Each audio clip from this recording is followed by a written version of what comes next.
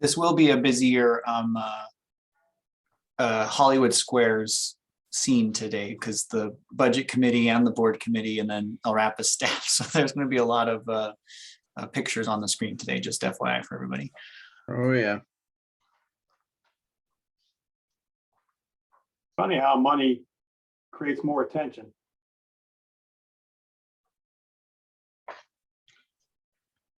Do we have a quorum for the board? Not yet. We have 4 board members. All right. Yeah, as soon as we do, holler at me and I'll get them on the meeting started. I just heard from Joe. May I confirm, is this the budget meeting? Yes, thank you. Yep.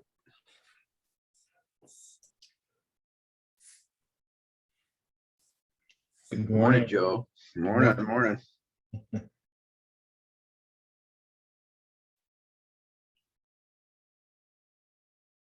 Good morning, Ruth. We've talked before, but it's nice to see your face. You're welcome. It's good to be present.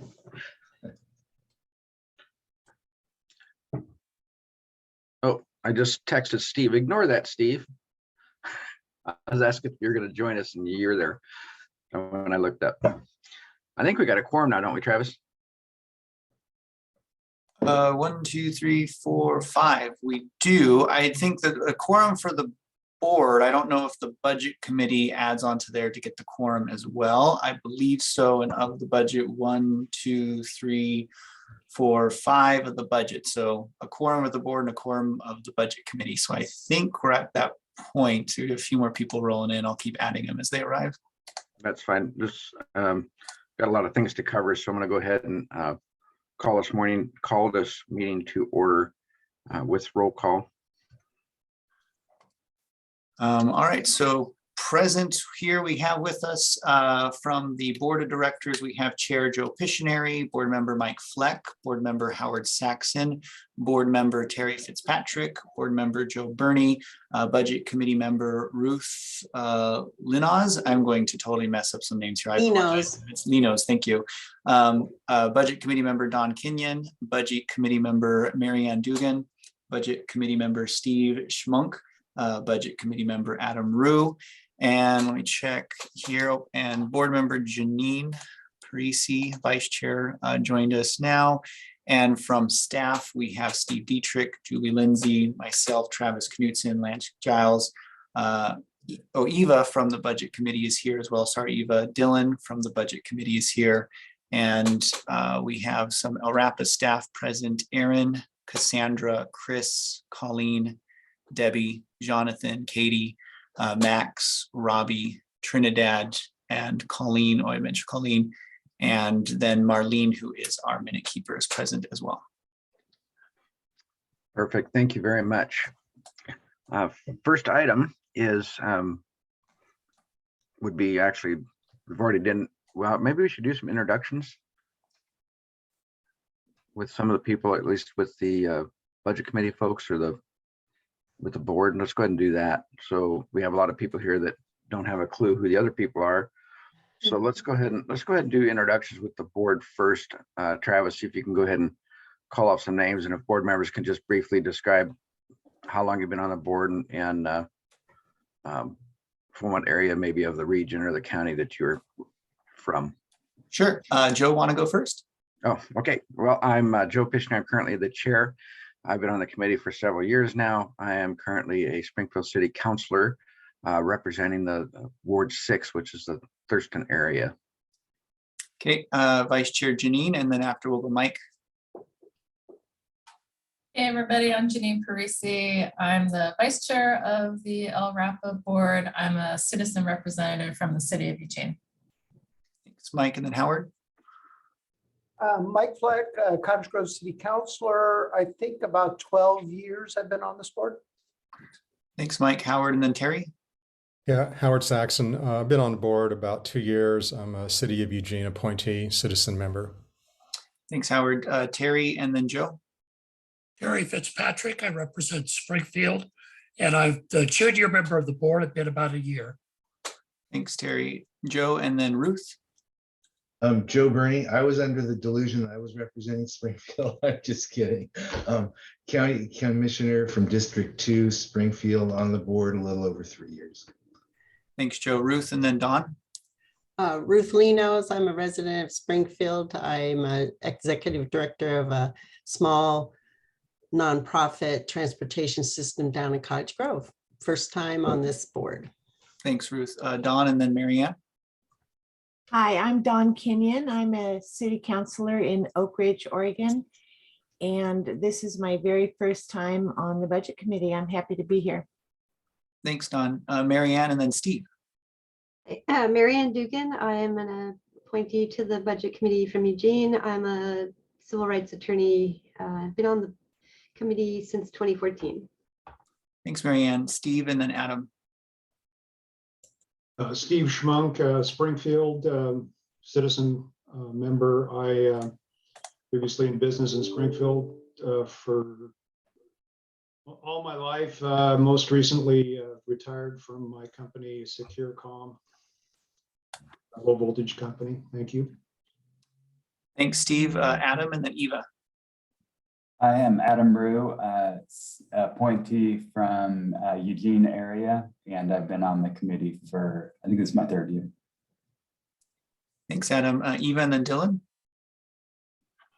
Oh, and she put in chat, hi, I'm Eva. I'm a small business owner living in Cottage Grove. Thanks, Eva. Dylan, and then Lisa. Hi all, my name is Dylan. I'm an environmental advocate, work with the Sierra Club for my day job, kind of working in between my personal and work roles right now, and yeah, based in Eugene. Thanks, Dylan. Lisa, go ahead. Good afternoon, everyone. Good morning. Lisa Arkin here. This is my the end of my first term on the budget committee. So I've been to one other budget committee meeting last year, and I am with Beyond Toxics. Thanks, Lisa. And then do we want to do introductions with, I guess maybe Steve and Julie should probably introduce themselves since they'll be key players here. Go ahead, Steve. Morning, everyone. I'm Steve Dietrich. I'm the executive director for LRAPA. Next month will be 1 year since I started in this position. And I'm Julie Lindsay, and I am the finance director here at LRAPA, and I'm just behind Steve. I've been here about 9 months. And Travis, it's Iva Pfeiffer. Oh, Iva, thank you. I'm sorry. I apologize for that, Iva. Okay, thank you very much, everyone. Welcome, everyone. I'm looking forward to some good, healthy discussion and working together. So for the first item of order or item action would be to elect a budget chair, and then following that election to elect a vice chair. Do we have any nominees or volunteers to be the chair for the budget committee? I got Janine's hand is up. Go ahead, Janine. I'd like to nominate Adam Rue for chair. I think Adam did this last year and did a great job. So I've talked to him. He said he was willing to be a victim. So I would put forth that nomination if Adam accepts. Okay, I have a nomination. Should we go ahead and have, does that require, of course, Mary Bridget, I don't know where she went, that require a second, or we just go ahead and go for a vote? I think we just go for a vote if no one else is interested. And well, first we need to know if Adam, do you accept that nomination before we vote you in? Yeah, sure. I would accept, but I'm happy if someone else is interested. Okay. So is there any other nominations or people would like to be considered as chair for the budget committee? Seeing no one, I'll call for a vote with just we have everybody on screen except for Iva and Trinidad and Lisa. So let's go ahead and show with a hand signal of yay, with hands up for yay. Joe, do we need a second? I keep asking about that, but no one said anything back to me, so. I I'll got just an go- email from Debbie saying we should probably get a second. Perfect. I'll Do I hear? second. Okay, Mike's seconded. So now I'm calling for a vote for that nomination. So by signifying by raising your hand on screen or by the raising a hand on the Zoom. Iva says yay. And looks like we have and Dylan, are you going to vote? Nope. Yep. Perfect. So I think I see everybody with yays. That's unanimously approved. So Adam, welcome to the chair. I need to now go and move to elect a vice chair. And Dawn, is that with your hand up for the vote, or is that a Oh, nomination? I just had a comment. I didn't actually see a response from Trinidad on that last vote. Correct. And I don't actually remember the introduction on Trinidad. Yeah, Trinidad is a LRAPA staff who will Right. be here to answer potential questions. Right. So So he would he's not a be- vote. He's not a voting Oh, member, okay. Don. Okay, thank you. Uh-huh. Okay, so next we're going to do nominations for chair of the budget committee, or vice chair of the budget committee. And I'm going to go ahead and surprise Steve Schmunk as nominating him for vice chair. If he would accept that nomination, Steve. Okay, I have my own nomination. If anybody would like to second that nomination. Second. Second, third. It's been seconded multiple times in thirds, and Iva did a second. I'm not sure if she beat you, Mike, or not, but I'll go ahead and Mike did a second. So it's been seconded. Let's go ahead and have a vote for appointing Steve Schmunk as chair, vice chair of the budget committee. Show of hands, please. Okay, I got a yes from Iva. Looks like a yes from everybody. Is that correct? Trinidad, is that a yes from you too? Sure. Oh, even no, though you're I'm not a no, voting wait. member. We just went over that. Your staff, you don't count. So, all right, it's unanimous. Thank you very much, everyone. So we have our chair and vice chair appointed. And next in order of business would be the budget presentation. I think that's on you, Lindsay. Actually, Steve's gonna start, but Travis, I'm getting a host has disabled my sharing. Okay, there you go. Point of order, the record. There you go. Thank you. Another point of order, Julie, maybe you're going to speak to this, but just for Adam's help facilitating, do you want people to wait till the end for questions? And should we just have people use the raise hand function if they have clarifying questions? Because I know you have a Q&A afterwards. It's a large group, so it's just helpful to set the tone before you move into your presentation. Right. So what we are going to do is both Steve and I have a short presentation. I'm going to look at the annual budget document that we posted and then the Q&A. So I think it would help if we went through everything first and did the Q&A at the end. Okay. Sounds good. Thank you.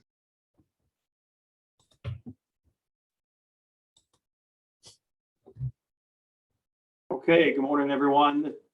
This is Steve. I'll be doing the first 6 slides. Julie and I have slides to remind everyone about who LRAPA is and what our budget entails. I will go through the first 6 slides and then Julie will take over from there. Okay, ready for the next slide? Just who is LRAPA? Go back. Formed in 1968, 1 year before Oregon DEQ officially started in 1969. We're the only local air agency in the state of Oregon. With partnership with Lane County and the cities of Cottage Grove, Eugene, Oak Ridge, and Springfield. And just as a reminder, there's our mission to protect public health, the quality of life, and the environment as a leader and advocate for the continuous improvement of air quality in Lane County. Next slide. So I plan to provide a brief overview of our programs organized by the funds that support them, starting with those in the general fund, then the special revenue fund, grants, and then Aerometrics, which is an enterprise fund. LRAPA's air contaminant discharge permit program is one of 2 permitting programs These are for minor sources of air emissions. Currently, there are about 275 of these sources in Lane County. The Cleaner Air Oregon program is new since 2018, and we have been working with DEQ to implement this new permitting requirement for air toxic sub-emissions that have to be incorporated into permits after we assess risk. The rest of these items that are listed should look familiar to you from a program, public or EPA reporting perspective to protect and improve air quality. Most of you are familiar with a lot of these activities that LRAPA does. So next slide. Some challenges implementing programs and activities listed here represent the need to balance staff priorities while requirements change and we get more complex workload issues to deal with. The emissions from wildfires increases the degree of difficulty meeting EPA's particulate standards, including PM10 and PM2.5, which is one of only 6 national ambient air quality standard pollutants set by the EPA. Calculating air toxics risk to public health requires a significant amount of staff time and an ever-increasing interest by the public for information, and the air monitoring technology gap makes it hard to get accurate real-time data to help make timely permitting and regulatory decisions. In addition, the overarching question on how best to address the environmental justice concerns and equity in underserved communities adds another layer of complexity and time to the work LRAPA does. But it is important. At the same time, as we look at opportunities that could increase revenues, there is the importance to expand our public engagement, education, and messaging with a focus on health impacts so that the people of Lane County, including its cities of Eugene, Springfield, Oak Ridge, and Cottage Grove, can make more informed choices on homewood heating and open burning. We continue to examine our funding opportunities, such as with our partner fee methodology and grants. Upgrades to an expansion of our existing ambient monitoring network is another opportunity, especially for air toxic sampling in new areas. These opportunities help keep our air cleaner and supports economic development goals. Next slide. Under the Special Revenue Fund is our Title V program. This is the other air permitting program in addition to the ACDP program that I covered earlier. Title V permits are for major industrial sources of emissions. Currently, there are 14 Title V sources that have LRAPA permits. In this program, LRAPA issues operating permits, conducts inspections, evaluates compliance and control technologies associated with air emissions from these facilities. Program challenges. The number of these facilities has been declining through time, which reduces revenue generation to LRAPA. The current fee structure uses a base fee, an annual emissions fee, and a specific activity fee, all set by the state legislature. These fees are increased by Oregon's DEQ based on the Consumer Price Index. And LRAPA uses these same adjustments set by DEQ.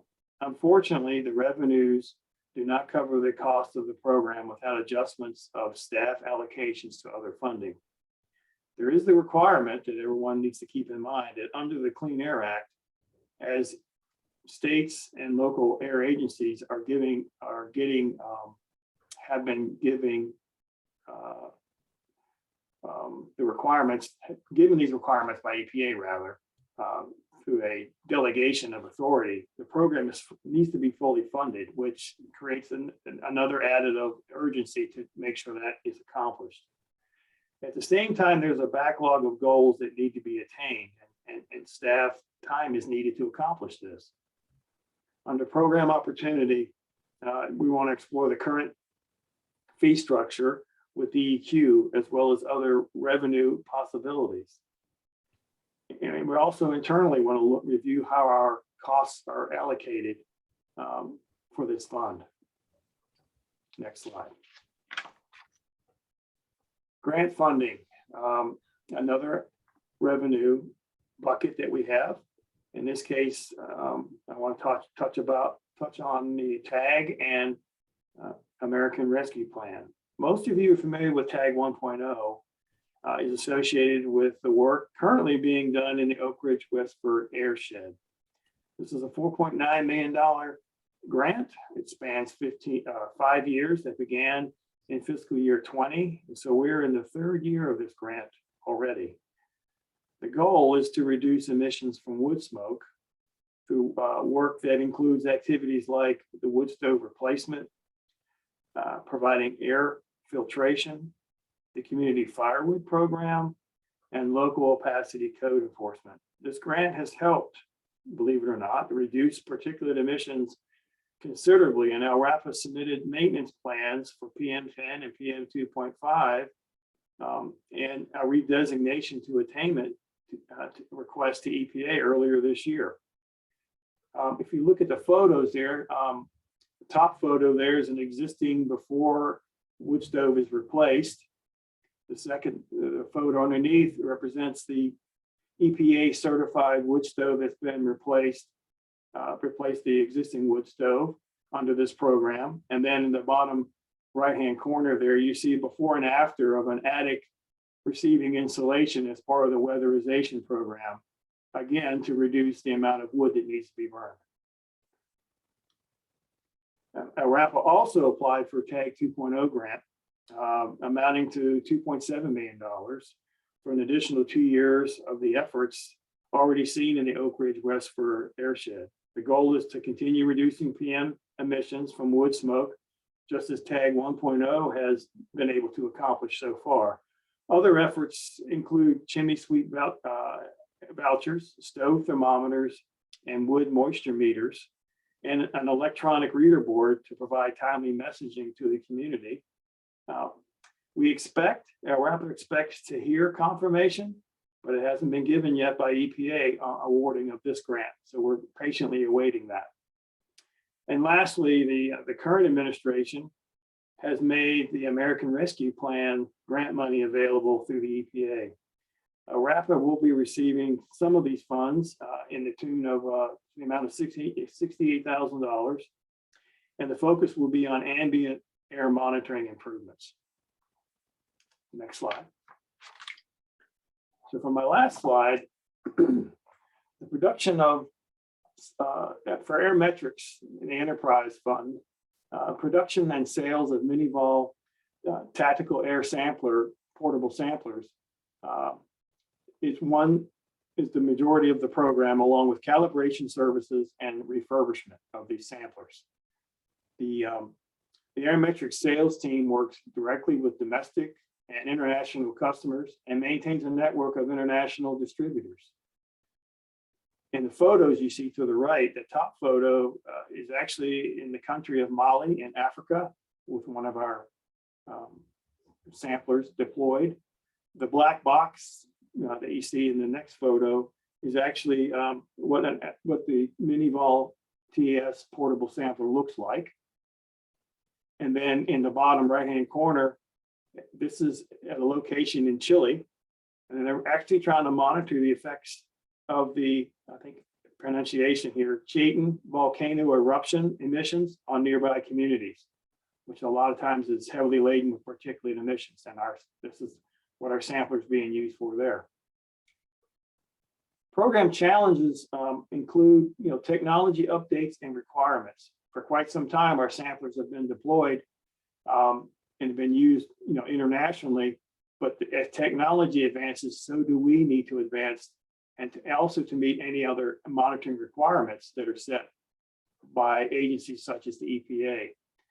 There are shipping restriction challenges, especially on lithium-ion batteries. And then there's increased competitors in the market. And we're not the only ones out there selling these types of equipment. Opportunities, program opportunities. We need to innovate our design. We need to seek new markets. And then we'd like to be able to expand our services and partnerships. And then, of course, we're always looking for technology grants. And I believe the next slide, and I'll pause there. That's the end of my part of the presentation, and we're ready to move on to the portion that Julie's going to do, I believe. Okay, so we just have a few slides highlighting some of the budget. And then what I'd like to do is go in and look at the budget document that we have posted. So budget committee members, I did add a slide, and we will post these slides, just reminding everybody of what the responsibilities are, as well as how to ask us questions. So important point of contact here at LRAPA will be Debbie, and I've given you her email as well as her phone number. You will be able to ask questions during our meetings, and then you can also email Debbie or call us. And then what the plan is will be the Friday updates. So not tomorrow, but next Friday, if we need to get back to anybody, we will send out a Friday update with questions. Hey, Julie, Yes. sorry to interrupt. I just thought with Steve's presentation initially that there was a lot of things about the agency that I thought would be a great time to see if there's anybody have any questions thus far, because you're kind of shifting into a whole different mode here. So I think that'd be a great point for people to ask any questions. And I see Dawn's hands up. Go ahead, Dawn. My only question so far is on the budget calendar. How often will we be meeting for this budget committee? Okay, so we'll get to that in like 2 slides. Oh, okay. Well, yeah. Go ahead, Joe. Thanks. Thank you, Chair. Just one quick question for you, Steve. When you were talking about the grant and the fact that it was actually having impacts on air quality in Oak Ridge, you said believe it or not. And I was curious why you said believe it or not, because I thought that was the whole point of the grant. It is the whole point of the grant, Board Member Joe, but the fact that, we have the challenge with wildfires and the exceptional events that we have to deal with, it's hard to have those successes. And I wasn't saying that the program wasn't working. I didn't intend to mislead you in that direction at all. But despite all of those other obstacles, we've been successful in being able to try to get to a status or at least a maintenance period. That was the point of my comment. So that makes a lot of sense, and that suggests that the program really, the success is significant given those obstacles. Yes, you're exactly right. Thanks, Chair. Thank you, Joe. And Steve, you have a question relating to Steve Dietrich's presentation? Yes, can you hear me okay? Yes, hear you just fine. Thank you. So I guess I'm trying to understand the goals. It looks like tag 1 and then future tag 2. Those will provide funds to mitigate, change stoves, what have you. For the rest of the program, is it primarily reporting goal? And then beyond air metrics again, so air metrics is that a business, separate business, so to speak? So okay, so if I understand your question, Steve, the tags are separate funding sources in the enterprise fund, entirely separate. But we do use the equipment in Lane County that Aerometrics actually makes and sells. The tag grant itself is EPA funds that we're using to reduce particulate emissions, PM10, PM2.5, so that we can meet the nationally ambient air quality standards for that pollutant set by EPA. So that there are two separate things going on, 2 separate funding sources, if you will. But did I answer your question? Do you need me to go into more detail? Yeah, but for the rest of the program, it looks, I'm not seeing any funds to do tag, what you're doing in tag 1, the rest of the program, there's just a reporting function.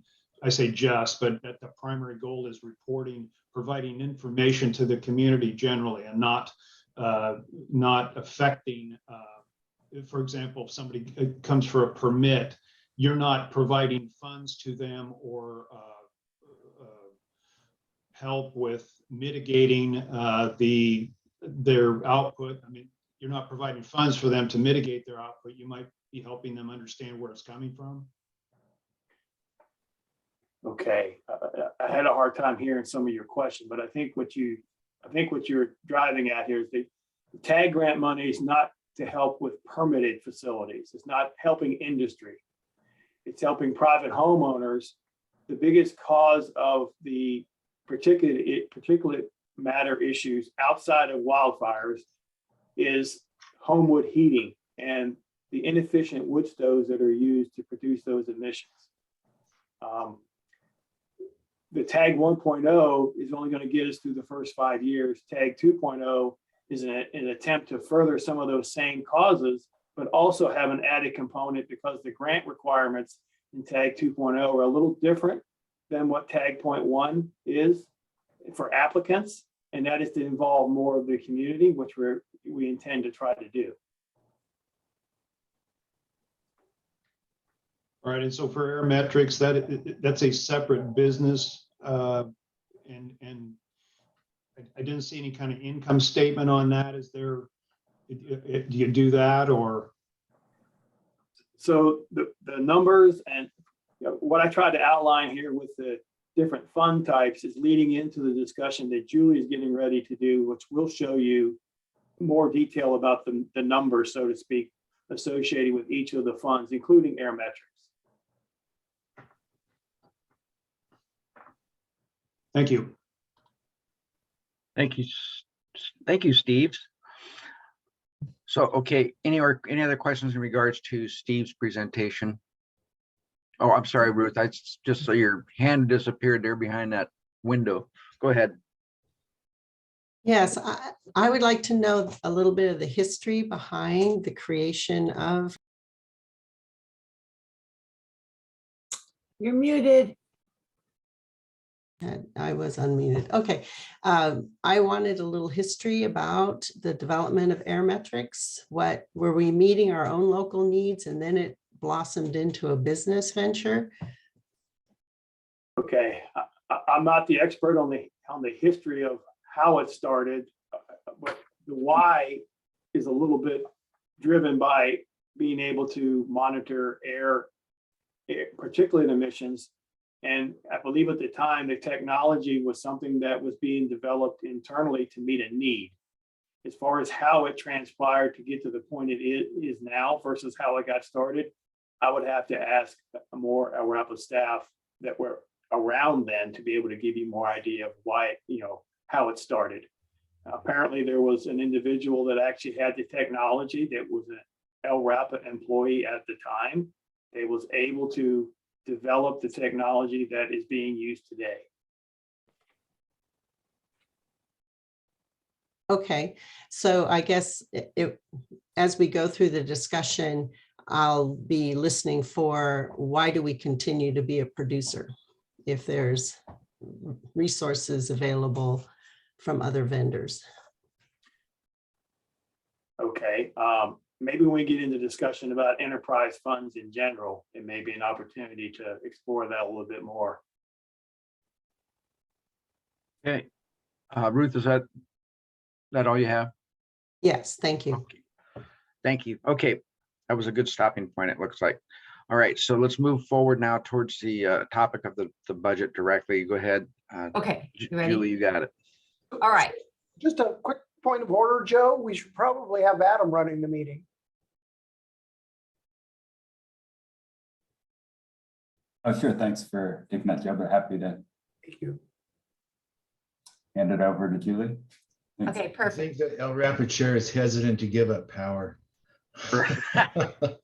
Well, then, I don't want to mess up any point of orders for sure. So, but I didn't know we're actually in the budget meeting. So I guess we are. Budget meeting responsibilities, committee folks. All right, so I am acquiescing my gavel. And maybe, was that for the rest of the day, Mike? All right, go ahead, Adam, but we need to, I guess that's true. This is the budget committee meeting prior, and I'll hand it over and then I'll take it back over when we go to the budget directors meeting. Go ahead, Adam, cheers. Okay. Okay, ready? Yep. Perfect. Okay. So this portion is going to really be directed on the budget. So, and then what we'll do is take some questions. We will try to answer as much as we can. If not, we will get back to you on, again, what is called the Friday updates. So the budget committee will review, determine if we have a plan to help meet our goals, strategic goals, and then create a recommendation to approve the budget to the board of directors.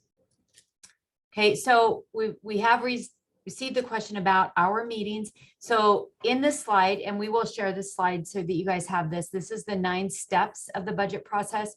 We are currently at this March 10th meeting right here.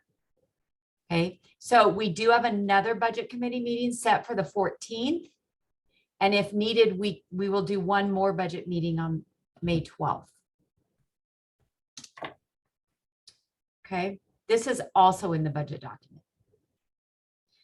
Okay, so as Steve alluded to, one really important point that I want to make is our budget is split up on a fund view. So we look at the general fund, which we have certain revenue sources, certain expenditures. We look at the special revenue fund, which is Title V, and that is a program funded through fees with EPA. And the idea of Title V is the fees should be covering the program.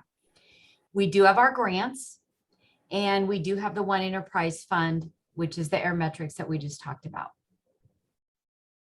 What I wanted to do with the slides is to give you an idea of the assumptions that went into the budget. And then when we get to the budget document, I will show you the actual budgets in probably more detail than you want to see. So we do have our general fund assumptions on our revenue. We've got some permits that are increased by rule 4%. EPA's base grant to us is projected to have a small increase. We have state funding. So the way the state funds us with our general fund portion is for their 2-year budget. So they take the amount, we get the same that we had in 22 for 23. So that is what is projected. Our local partner dues are set at the FY22 base level, and they were adjusted for CPI and population. So one important note about this at the board meeting in November, what was approved was for LRAPA to start reviewing with a team in regards to looking at changing the methodology slightly for these partner dues this next year, which would include some service review. And so you will see a little bit of that as we go into the next year. But for FY23, they basically were set at FY22 with the adjustment for CPI and the population growth. The Title V fees are projected in line with DEQ's current rate schedule. So we have already highlighted the fact that we will be also working with DEQ and looking at this, but we're projecting about 10,000 over the FY22 amounts. One of the main reasons is we do expect some movement in the number of sources coming into Title V. The grants are on a reimbursed basis. So this is one difference in the budget that you will see. Previous budgets had the total remaining in each grant posted as the budget. Our CPA asked us to look more at what we expect to spend. So I worked with Good Company, who helps manage that grant for us. And the projection is basically what we expect to spend with a small cushion to make sure we have enough in case we're able to move a little bit quicker in what they're expecting to do this next year. So there will be a slight difference when you're looking at our actuals across the last few years. And we do have Airmetrics with a slight decrease in sales for next year. And we will also talk about a few more challenges that Airmetrics is facing. Okay, some more assumptions on the expenditures. So I did put the 2% market adjustment for wages. LRAPA has requested to join the Oregon State retirement system. This has been discussions with the board. starting last October, November. So there is a proposed contingency, and when I get to that page in the budget, I'll show you this, that has to do with an increased cost if in fact we get the final approval to move into PERS. Where we are currently is LRAPA has its own retirement system. The PERS folks have our current request, and we are working with them to create an agreement. Once that is done, that agreement will come back to the board for final approval. Our health insurance premiums are expected to increase about 5.5%. And these important point, we are sharing the cost with staff of these health insurance premiums. Our employer taxes are set by governments. We've got unemployment, we have the FICA and Medicare, so those are set rates. I do have in this budget, I've got training and professional dues are budgeted at projected needs. So different from the last couple of years, training, if we get to move forward with opening up and reducing some of the COVID restrictions, we are finding that our trainings are going from the Zoom remote to more in person. And we do have a couple needs this next year that I'll show you where we've highlighted those. And then LRAPA really this year wants to focus on capital. We have some capital needs that have not been addressed in the last couple of years, and they're kind of becoming high priority, extremely important. Two of the top ones are our HVAC system in our main building needs to be replaced, and we have some parking lot improvements. You will see a one-time addition to the budget in order to address these capital needs. Before I go there, I just want to let you guys know that I also have our managers on the Zoom with us to help answer questions as we start getting into some of the numbers. So Trinidad's name has come up a couple times. Trinidad is our Airmetrics manager, our sales manager for that program. I've got Lance Giles on the line here for our capital improvements. And then we've got, I think Max is also on the Zoom for our operations side. So the idea, what I was going to do now is I'm going to actually stop sharing this screen and I'm going to review the budget document that we have put online. So hopefully, if you guys had received a hard copy, I just want you to know that we did update the pages at some of our budget pages. So if you have it online, or you can watch what I'm doing. So I'm going to stop sharing. See if this works, Travis. I'm going to reshare. And I'm going to reshare this one.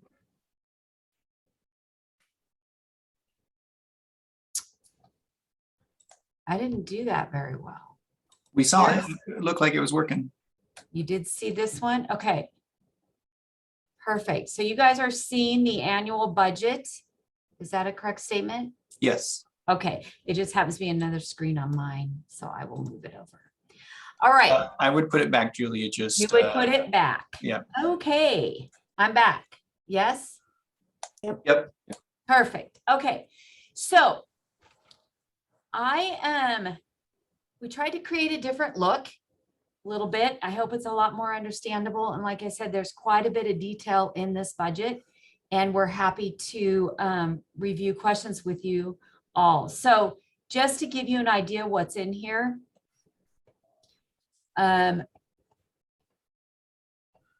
Couple front pages are more the formality. I did add a how to get involved. I know a lot of times folks will say, I didn't know you guys were meeting. So we do have this now out. Just a reminder that we do not have public input for this meeting or for the next, but it will be for the May meeting, and there will be public comment 30 days prior is when that will open.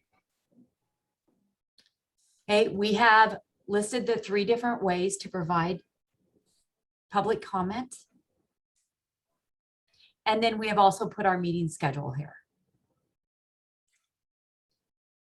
In this document, you still find the 9 steps of the budget process as a reminder, and the responsibilities.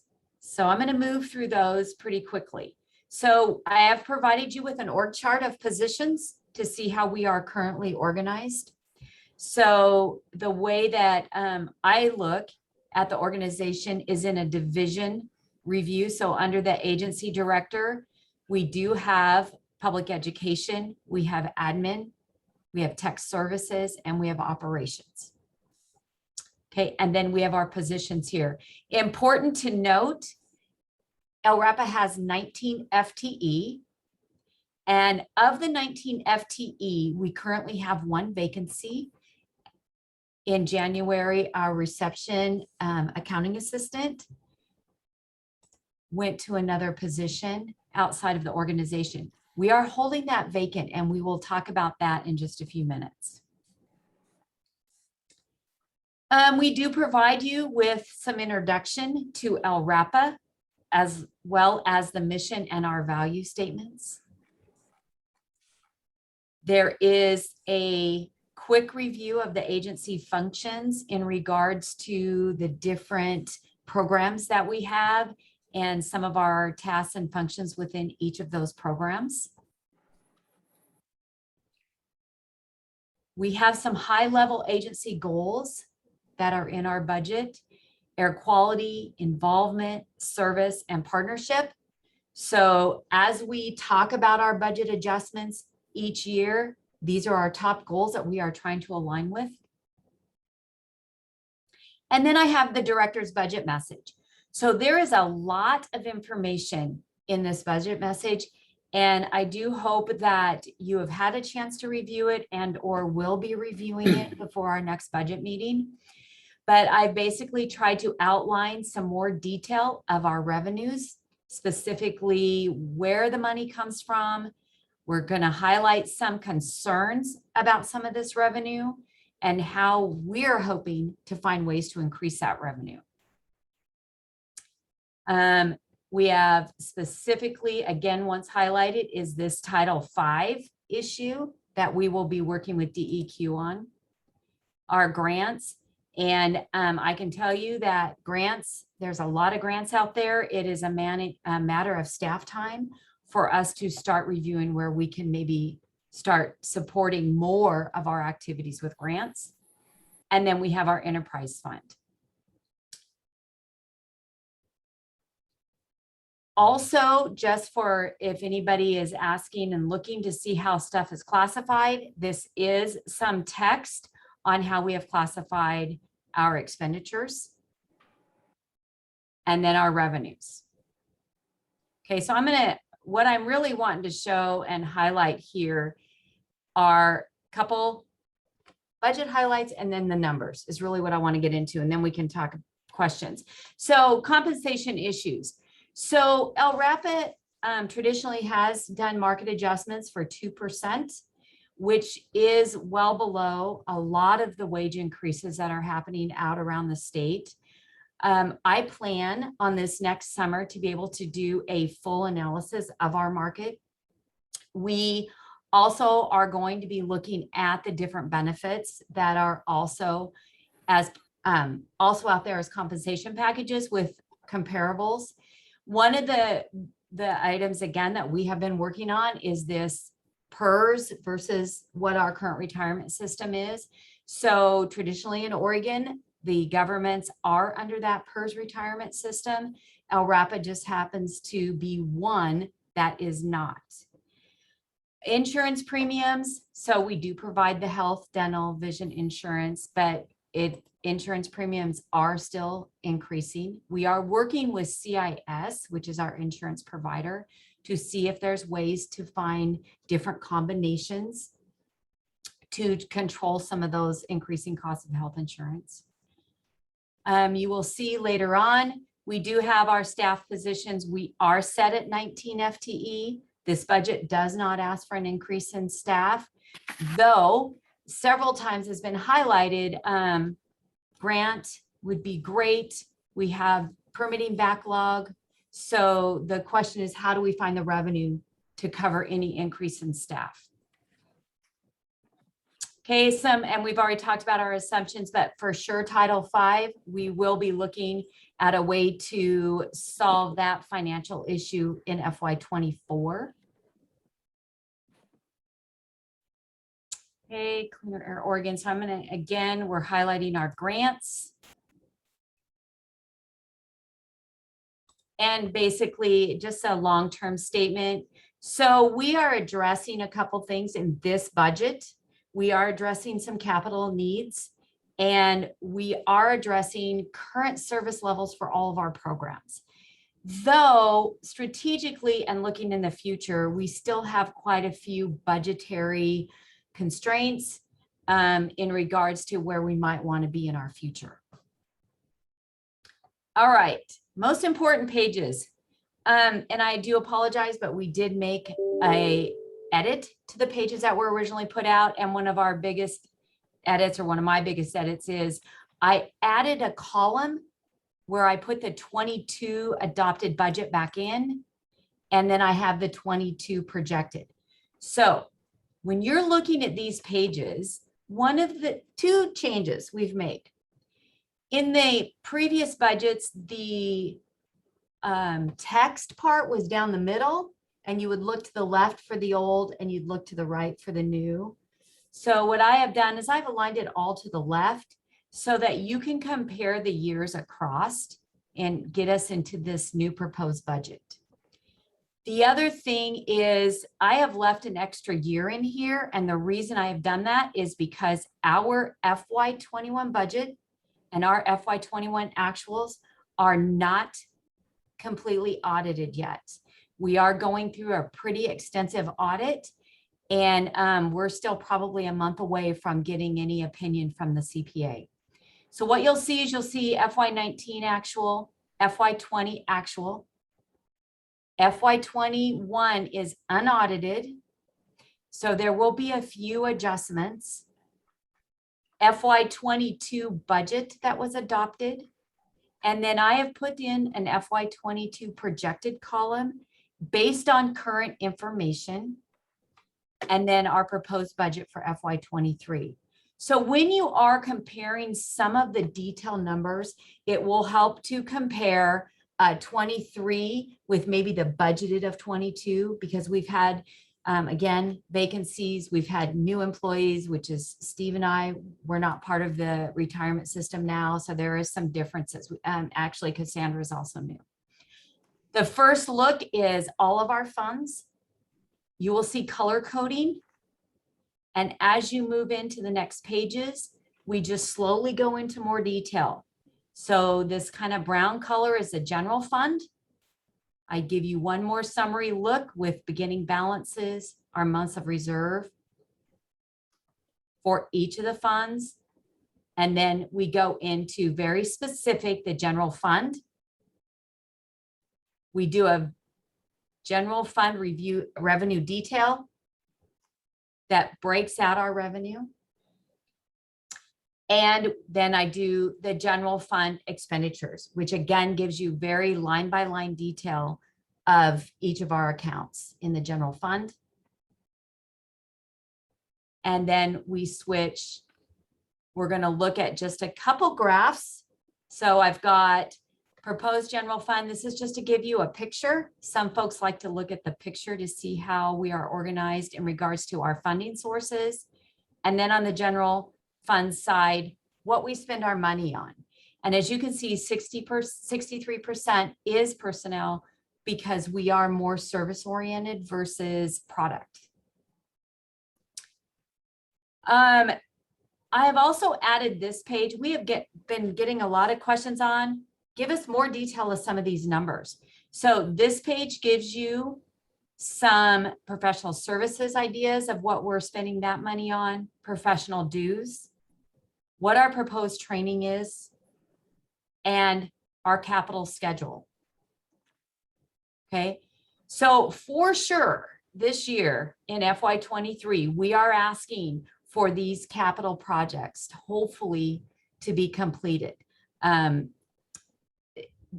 Especially the top two are for the main building, and they are becoming more and more of a priority. The next page, so I'm on page 23. This gives you your Title V, a summary, as well as detail of Title V. Okay, of the revenues and expenditures.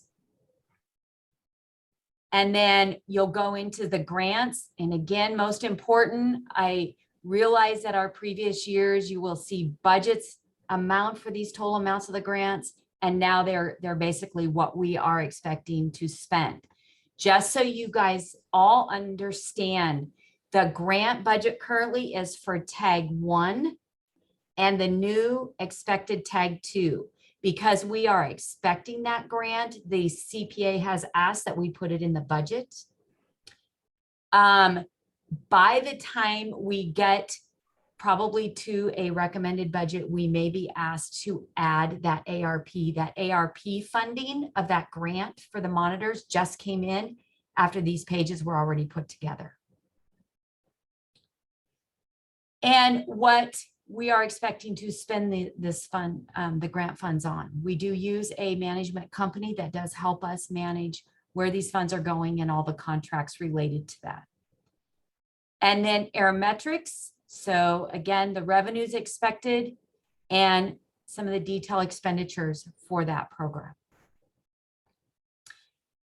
Real quick, to finish out this document, we've got some more trends, more graphs for you to look at. I kind of like to see program view, what our plan is, and some of this on performance.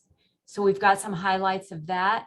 One of the graphs, and to answer some questions we've been receiving, this is our active permits and how they've changed over the last 10 years. You can see on Title V how it has reduced our number of sources. And then the other one is the complaint graph. So this does show you how our complaints have changed over the years, as well as our total complaints that we have been responding to. Also really quick, glossary and acronyms. This has been added. This really does help explain, and as the years go on, we'll keep adding to it. The glossary includes budget as well as industry words and acronyms that are used throughout a lot of our documents. Okay, that's for your reference. So I just really quick before we go into Q&A, want to go back to page. I just want to talk really quick about these ending and beginning balances and where we are. And I'm going to use the general fund summary for an example.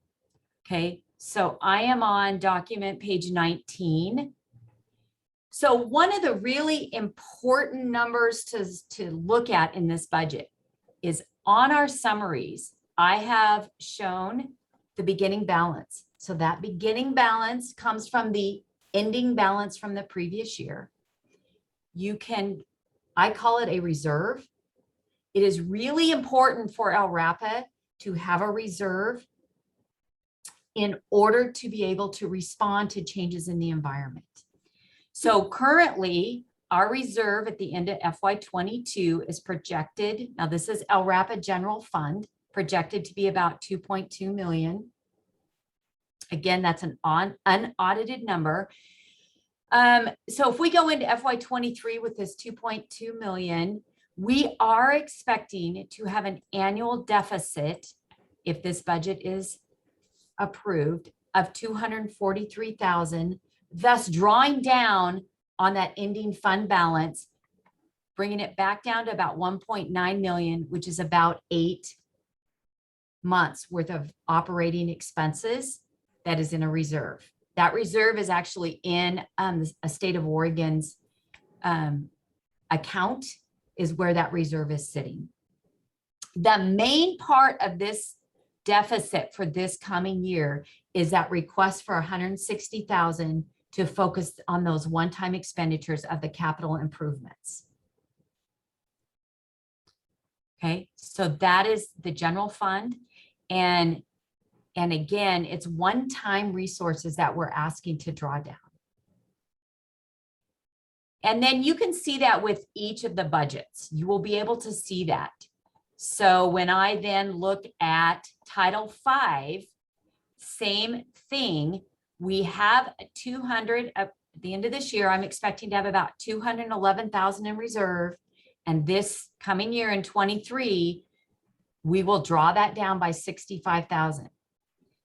Thus leaving 145,000 with the big job for our agency to work with DEQ and get the revenues for this Title V balanced, as well as get our expenditures lined up with what that program is. So that program is down to about 4 months. So when you look at our grants, I'm telling you the grants will be at 0. We will not be using any grant funding to have any type of reserve. Grants are very specifically 100% reimbursed. Our air metrics, important here, we do have about a $1.3 million reserve for air metrics, and we are slowly running into deficits for air metrics. In 23, I'm expecting about $72,000 deficit, drawing down that reserve to 1.29, close to the 1.3. Quite a bit of months, but we do need to, again, create a business plan and update that business plan for air metrics to look at some innovative technology and some innovative ideas to move that program back into a positive review. This reserve account gives us the months in order to do that. Okay, so important, we don't mix and match these. What belongs in air metrics at this point is held in air metrics. What is in Title V belongs to the Title V program, and what's in the general fund belongs in the general fund. So that is the way that the budget currently is being presented. So with that, I'd like to, we have about a half hour left, so I'd like to see if we can, if anybody's got questions or comments or discussion. So Julia, there were some questions coming in there on the Yeah. chat, and then there was some that were happening during my presentation that we probably need to circle back on. Yeah, so I think, so Adam, I am gonna turn it back over to you to run the questions, but I do know that Travis can sometimes ask those questions out of chat. And I believe Debbie had posted a couple into chat also. So our plan for answering the questions is if Steve and I and our managers can answer, we will answer, but we will also, again, can respond to answers in writing for next Friday. Okay, well, we've got a couple of hands up. I'll just read through the chat ones because I think a couple of them were answered. Does the LRAPA own or rent the office? It looks like it was answered as owns. I've had a question about the beginning fund balance, but I think you talked about it afterwards. So if she has a follow-up, maybe you can address. But then she also had a question. Will you please explain what the Cassell finance program is? Page 23, training finance staff, 2,585. Yes. So let me address a couple of these. So I'm looking at chat. So Cassell, let's go to Cassell because that's like near and dear to my heart. So LRAPA's financial system is very old. And I have to say that LRAPA has been using 3 different financial systems for the last so many years. We are in dire need of an upgraded financial system. So Cassell is a small government financial system. It is used by City of Veneta, City of Bandon, as well as Lane Council of Governments here in Eugene. So we started searching for an upgraded financial system that allows me to budget as well as manage our financials at the fund level. We currently have a system that does not do that. So there is a lot of hand entry and movement of a lot of stuff. Cassell is and will provide us with a much more robust financial system that will allow for auto Excel reporting and a lot more what I would call feeling comfortable with the information we're getting. So we went into that discussion with Cassell last September, And what you're seeing on that training is, unfortunately, Cassell has stated that they only do the initial training on site hands-on. So me and the office supervisor need to get that training. We have asked them to do it remotely. So we're still in conversation with them on seeing if we can do it remotely. And then I would be the train the trainer type. So what is listed on that for training is us to get our hands on Cassell and become the experts on that system. That'll happen next, probably November.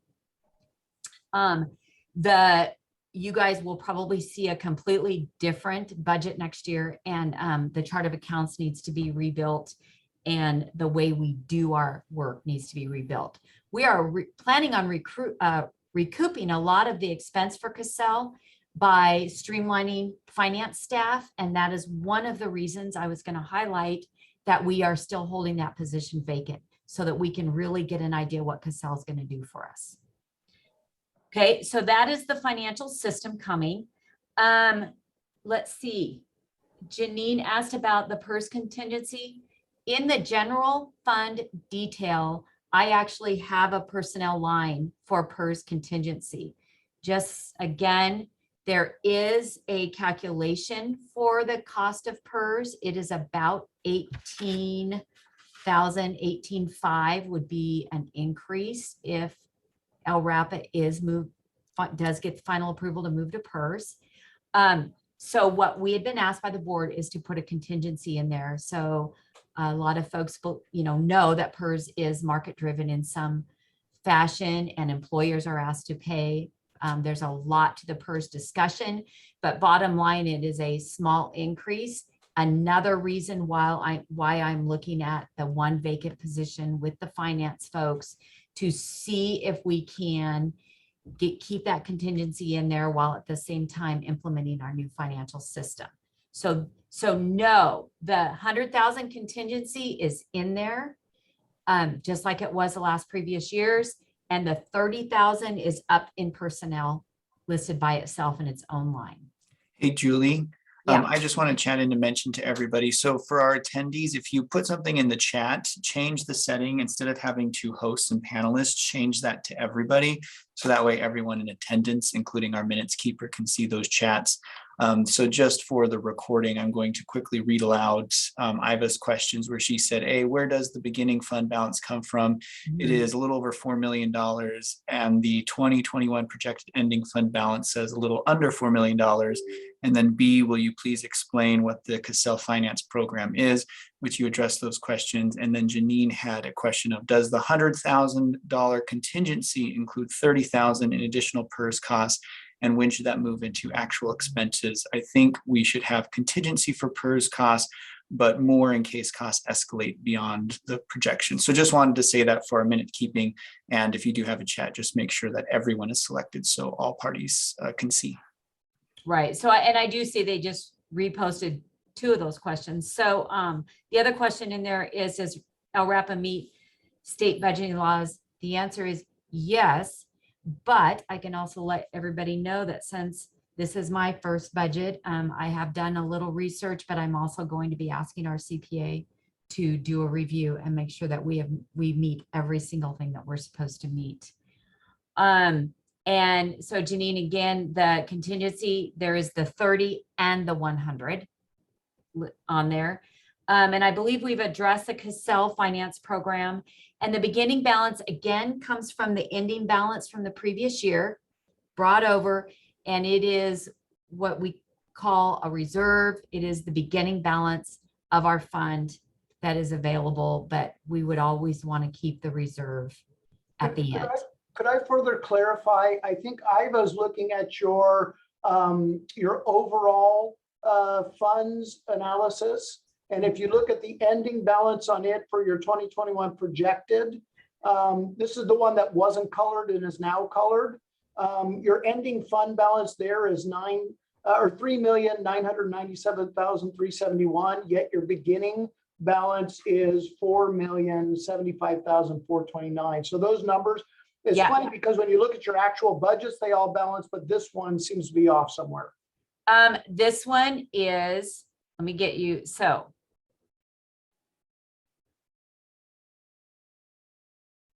Oh, man.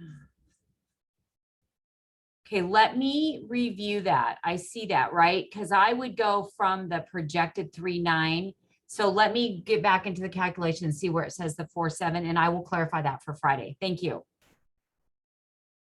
And it looks like we have a couple of hands up. I think Howard was first. Yeah, my questions, I have a comment related and a question related to Aerometrics. First, it's pretty unusual for a government agency to be, if you will, a manufacturer of air pollution equipment as well as servicing. So, this is to me pretty unique. I used to be as an environmental consultant doing a lot of air quality work, and usually equipment is done by the manufactured and serviced by the private sector. I'm very curious about Aerometrics' future business plan, and it'd be nice to get a copy of the existing business plan. And I'd like to know when the business plan will be updated, especially as it relates to R&D and improving the technology of the sampling equipment. We've all seen sampling equipment, the technology expanding rapidly, including a $300 purple air monitor for PM 2.5, and it's just I'm curious how Aerometrics, being, if you will, a government agency, is going to be able to do the R&D to remain competitive, both price-wise as well as technology-wise, in competing with the private sector for this kind of equipment. So I could start, and I may enlist Trinidad's perspective as well. But it's a good question, Howard, that the fact that, what's not unique is having an enterprise fund to begin with. But what is a little bit unique is actually building equipment as a state agency. So I get your point there. But enterprise funds exist in local governments all the time. This one just happens to be something that's a little different because we're making a product that gets sold not only in the United States, but internationally. Like I said, I stated before, I didn't know all the history of why it developed, other than the need to actually monitor with this type of equipment, but I don't know the history of how it evolved in the agency itself. Maybe Trinidad can shed some light on that if necessary, but we are looking closely at the viability of this. It's actually one of my director goals to actually look at the stability of all of our funds, Aerometrics being one of those. It just happens to be an enterprise function as well, to see if it's something that we need to continue, and if so, how so? And it gets back to your business plan question. All of these questions we're trying to answer ourselves, and I'm depending heavily on internal expertise and experience with the program, including people like Trinidad, but also Julie's perspective on what makes sense from a business plan going forward. So we're in the middle of doing some of that right now, Howard, knowing that there's some questions that we still need to answer. But the funds that are available gives us more time to do that rather than decide the fate of the program right now. We still have plenty of time. The Aerometric is still making money as far as being able to, with the sales that it brings in, and the technology is something that needs to be explored. That's one avenue. There are others, and I'll stop there for a second in case Trinidad would like to add something to answer your question, Howard.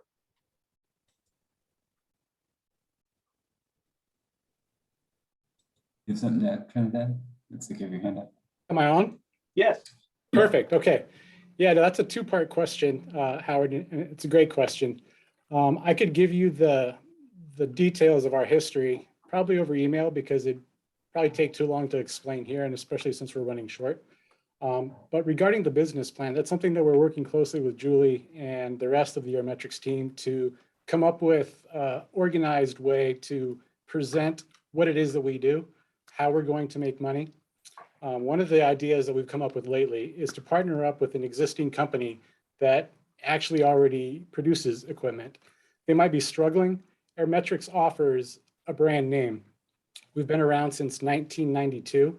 We are very well known throughout the air quality industry. Our market is 80% international.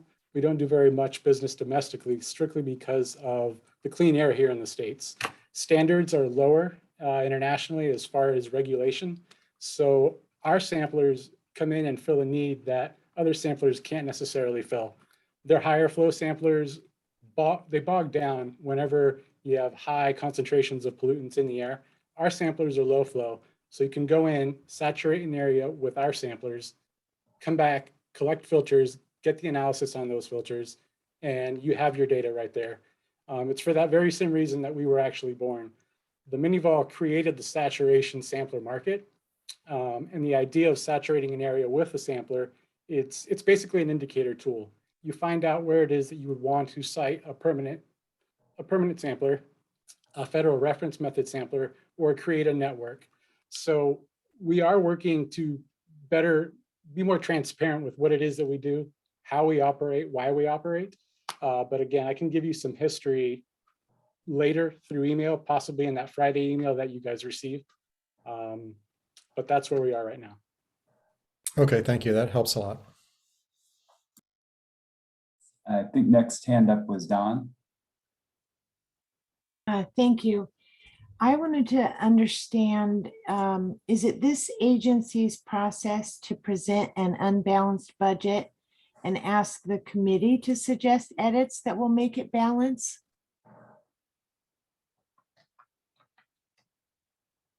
Okay. So the budget is not unbalanced. The budget is drawing down on its reserves, is what the negative number means, versus revenue and expenditures equaling zero for this budget. As with last year's budget, what the budget plan is to draw down the reserves. Well, I questioned earlier whether or not you had to follow state budget laws, because I'm fairly certain, but I could be wrong, that government agencies are required to balance the revenues and expenditures are required to balance. Correct. And these don't, the way that they're presented. I understand what you're saying. Okay. You're drawing down in your reserves, but that doesn't balance in the way that I understand state budgeting. And I've been doing city budgeting for about 14 or 15 years. So just a question. And I can ask the state of Oregon too.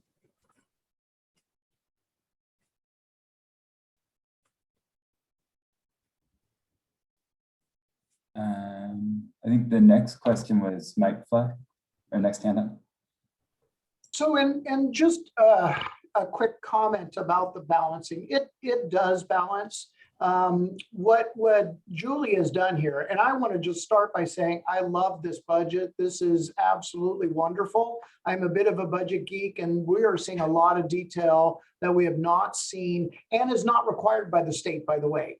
So the state LB forms, and there's different numbers depending on the different sections, like little special districts like the fire district budget I'm on, typically just plug numbers in there. If you look on those sheets, you will see beginning and ending fund balances. And so if you look through those forms, you will see that they are balanced. That actually is a common process amongst government bodies, that if they need to go into reserves, they are certainly able to do that. So you're still a balanced budget because you're not actually spending money you don't have. That being said, that actually is my biggest concern about the budget, is even if we take out, the $160,000 in one-time funds, we are, presenting a deficit budget. This is a grave concern because right now this is proposing about a 10% loss for the year with those funds and probably at least 6 or so. I didn't do the math, I'm sorry, but without those one-time expenses, and now we're talking about adding PERS, we're talking about doing salary surveys. And as you guys presented earlier, 60-some% of our expenses are wages. And so what's going to have to happen in the future is we're going to have to either cut staff or we're going to have to cut other expenses. And so with that, I'll kind of throw out some other ideas. So we started doing air toxics monitoring every year, and I love doing that, but maybe we need to go back to the once every 3 years as a way of saving some expenses. I certainly think, now one thing I do want to also commend staff for is, they're not looking to fill that one position. And so if we look at their, budgeted numbers versus their projected numbers, they actually have done much better than their previous budget. So, even though we are budgeting a deficit, it's, we may or may not actually go into a deficit, although it's looking more and more like we will. And so I guess I just want to have more discussion as we go through the future meetings about what is our long-term fiscal health for this agency going to be. Because if we go 10% in the hole every year, this agency's done in 10 years. So, that's something that I think we all need to be aware of, is that we need to either reduce expenditures or raise revenues. I get that we're talking about doing some of the permit fees, but that's not going to make it. We're going to have to be raising much more money than that. And as I already said, I certainly am not going to, support going to the cities to request more money when I don't think we're making the best choices. So I'm going to stop there. Thank you. Thanks, Joe. Thank you very much. Mike, you may stop there, but I would like to underscore my agreement with the points that you made. I have a few questions though. I also want to say that in business, I kind of like to look at increasing the pie as opposed to cutting it, but sometimes you got to cut it to get there. Question number one, this might be minor, but I just want to point this out. The county is now going through a pretty major overhaul and replacement of its central heating and cooling system, otherwise known as HVAC. And we are looking at performance-based contracting. And this might be something LRAPA staff might want to look at. There are companies that rather than taking, I think that was 60,000, I'm not sure, but rather than taking those dollars from the LRAPA budget, there are companies that will replace your system and do the financing themselves based on the energy savings delta, because newer systems are far more energy efficient, and the savings and the cost of energy sometimes is enough to finance the system, and you don't have to take it out of your budget. So that's just kind of point number one. Question regarding infrastructure money that cities and counties and the state is getting.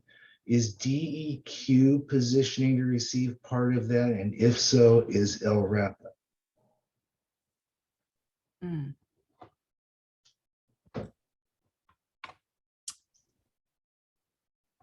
I don't know, Steve, if you want to answer that. Are you talking about under the American Rescue Plan or some other funding? Steve, I said the infrastructure, not the American Rescue Plan, but the infrastructure plan that's been approved, and that now counties and cities and state agencies and other groups are organizing around. So I'm just asking, where is DEQ in that process, and will LRAPA benefit from that at all? That's a good question. I don't know the answer to that one right now. Okay. Sorry, I'm not trying to play stump the staff. I'm just asking questions so we can get them out there. What was my other question? There was another one. I just, senility strikes again.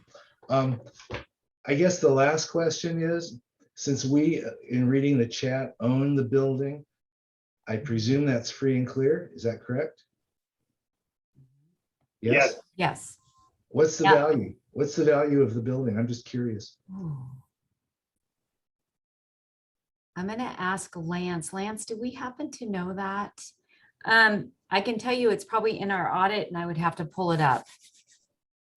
Okay, well, I'll get that back to you next Friday. oh no, I appreciate it. I don't want to take up too much time. But for Yeah, me, it is a building and the land. These those are are assets. central questions when in looking at any budget, we also look at the assets and liabilities Mhm. attendant to the organization. And that's why I'm bringing these up, because I didn't hear these things in the presentation. Thank you very much, Chair. Yeah, actually, Joe, can I just really Oh. quick add on to that? I know that we received a question previously about the rent. If we own our building, why do we have a rent expense? So just so everybody knows, Aerometrics is in more of a shop and they are not locally here at the main building. And so that is what the rent is for. And LRAPA admin has storage out there. We have a trailer out there and we use that shop. So that is what the rent expense is for. Hey, Chair, I remembered what I forgot. May I just add one more thing? I remembered, I forgot. Oh, I forgot. Well, I give up. Thank you, Chair. I don't see any other hands up or any other questions in the chat box. There are a few comments on the budget format and so. Make sure you see those. Oh, sorry. I see Bruce's hand up first, maybe? I just wanted a sense of if we were to focus on getting grant funding for programs or for capital improvements or whatever's needed for LRAPA's programs, do you, would that be paying more to the service grant servicing organization? Or do you see the value of somebody in-house or a position for staffing in order to pay for their position as well as provide value to the organization? Just curious what you were thinking. right. So, so my answer to that is, you know, grants are wonderful and can be millions of dollars. There's a lot of work that comes with grants that as LRAPA, even if we have a management company for the grants, like what's happening up in Oak Ridge and West Fir, I'm still spending quite a bit of time balancing and doing all the financial reporting on those grants. So really the idea would be to build up enough grants that it would pay for part-time or a full-time grant analyst here on staff. The management companies, you know, there's a cost to the management companies. However, grants are also 1 time, 2 times, 3 times, you know, and so what could happen is you hire an FTE, 3 years later, all the grant money dries up. So I think that when the tag grant showed up here, that LRAPA really balanced that. And what we didn't want to do is create an issue where 5 years from now, an employee would no longer have a position. So there are other ways to do it. You know, you can hire temporary, you can hire limited duration. But at this point, we're still discussing like the volume of grants that are even out there. However, searching for grants also takes staff time and funding. So it's kind of that double-edged sword of which is the best decision. Yep, I understand that world. Thank you. I think Janine's hand was next. Thank you, Lance. Hey, thank you. I really appreciate this conversation and the information so far. Just going back to Mike Fleck's question about the deficit. I understand a big chunk of that had to do with one-time expenditures, but it seems like you have some choices where you could split those over a couple of years and mitigate some of the one-time pain that, you know, so unless you feel like you're in a better budget situation this biennium, I'm thinking there was some additional funds that came in from DEQ that maybe help buffer some of that. You know, it feels like we have some choices there to mitigate some of that. And remind me, Julie, so the remainder of that deficit, was a lot of that, was the remainder of that Title V, or is the air metrics, because isn't the enterprise fund held like as a separate budget item, fund balance? So is that remainder part, does air metrics included in there, or is that largely a deficit? Well, air metrics is accounted for separate, as is Title V. So the general fund, if you were to take the 160 out of the general fund, there's still about 80,000. Now, because this is, just let you guys know a little bit about me, I prefer to be a little conservative, and this is a budget. So versus actual.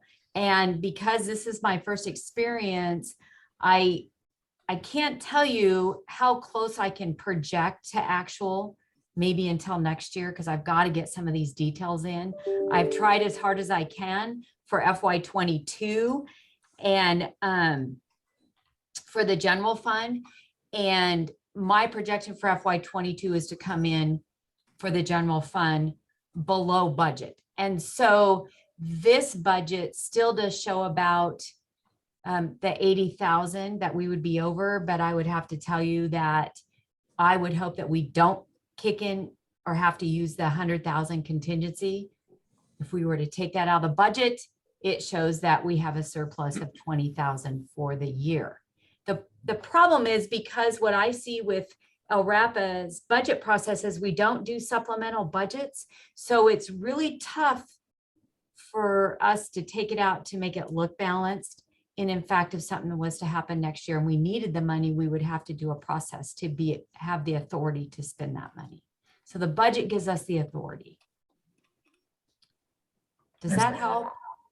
Yeah, I mean, I'm looking at page 16 of the budget document, and I see the general fund of 243 deficit, and then each of the categories. So I was just trying to figure out, I remembered there was a bigger number. So I was trying to figure out where the differential was from that 160,000 to the 243, but I can figure that out. Yeah, so it's the 80. And like I said, I still have the 100,000 contingency in there, and we have not dipped into that in the last several years.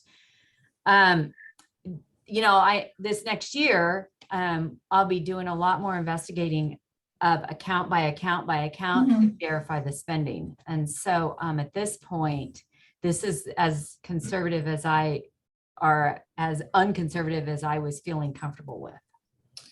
And I appreciate conservatism, because, you know, it's always nice to do better than you expect. Everyone likes that answer, and then doing worse than you expect, no one likes that response. So I can totally understand that. I'm really happy to hear you looking at a new finance system that's going to make life easier for you and give you a higher level of confidence in your numbers.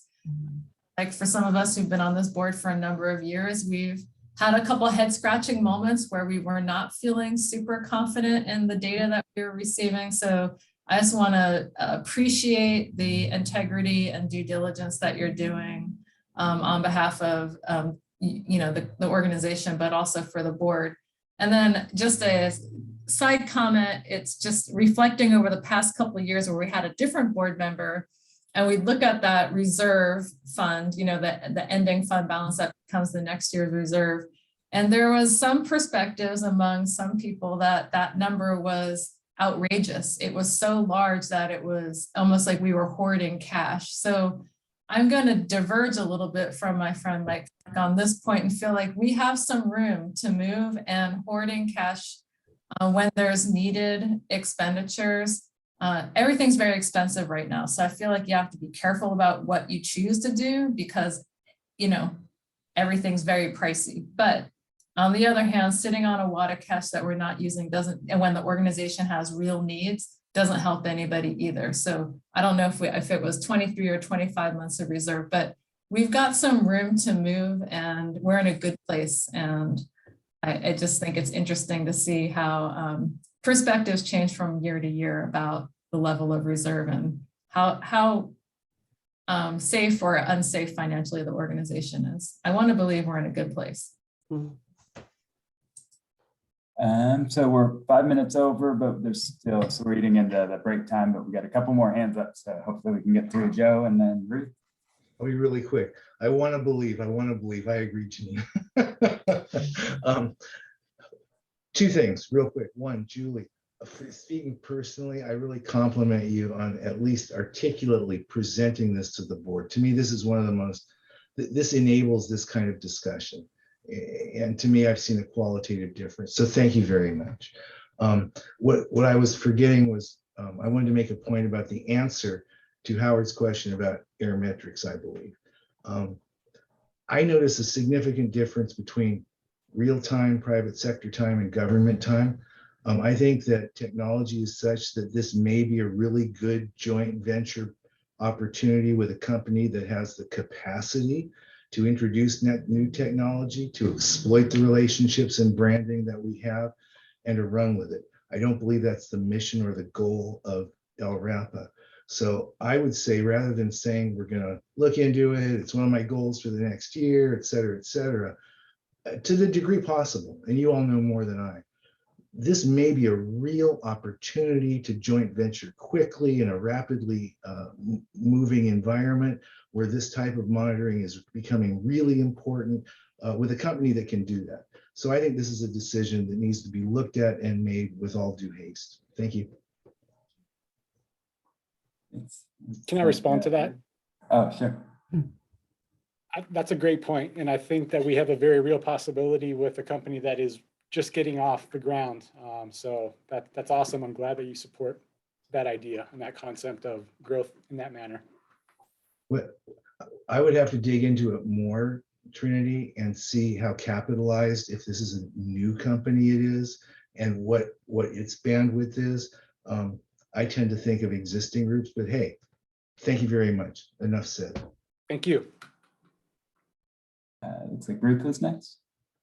Yeah, I just wanted to revisit, during the orientation on Monday, I was asking the question about the partners that are paying dues and talking about the workload for the staff.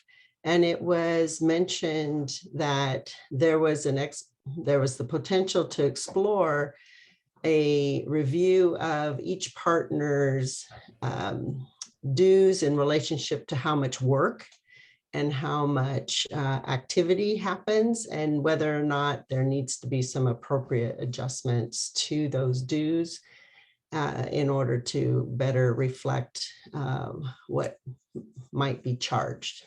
Is that still going to be considered? Yeah, yes. And actually, and Steve, if you want to talk about it, I was just going to say the board approved us to look at the new methodology this next year. We have spoken with each of our partners. And so they are aware that we're going to get a group together and we're going to start talking about it. And it will have the three legs of the stool. It'll have the cost is what we're going to look at, but we're going to look at service, we're going to look at population, and we're going to look at CPI. So yes, we are planning on building that in. Yeah, that's it. That's exactly it.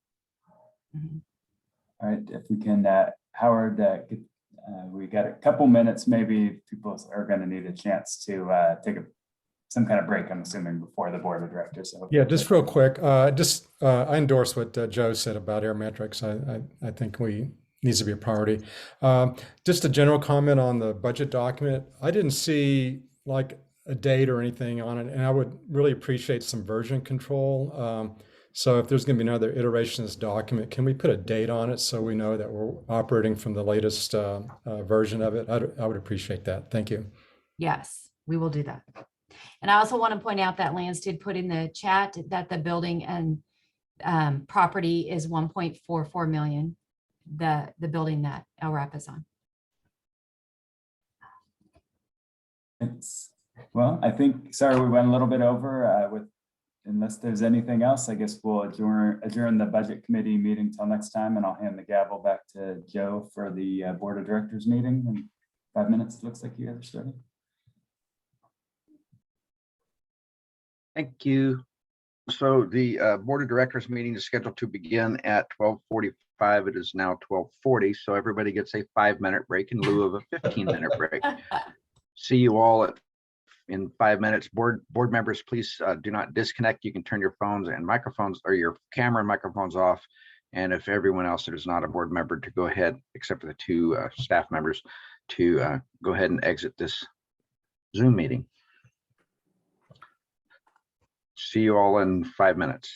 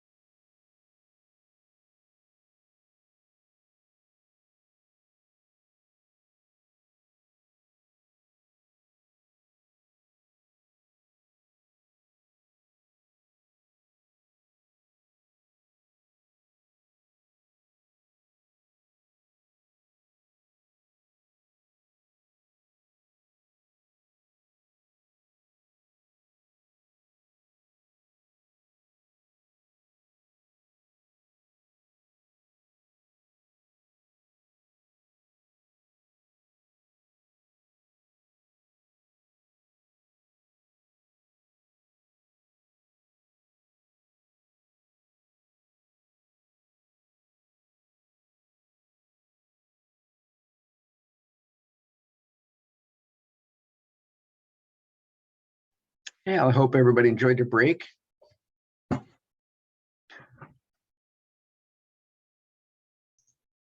Chair, I apologize, but I'm gonna have to leave halfway through this board meeting. No, you're not. See, if we were together, you could literally stop me. You could push me around, you could bully me, but on Zoom. My preferred method is always pepper spray.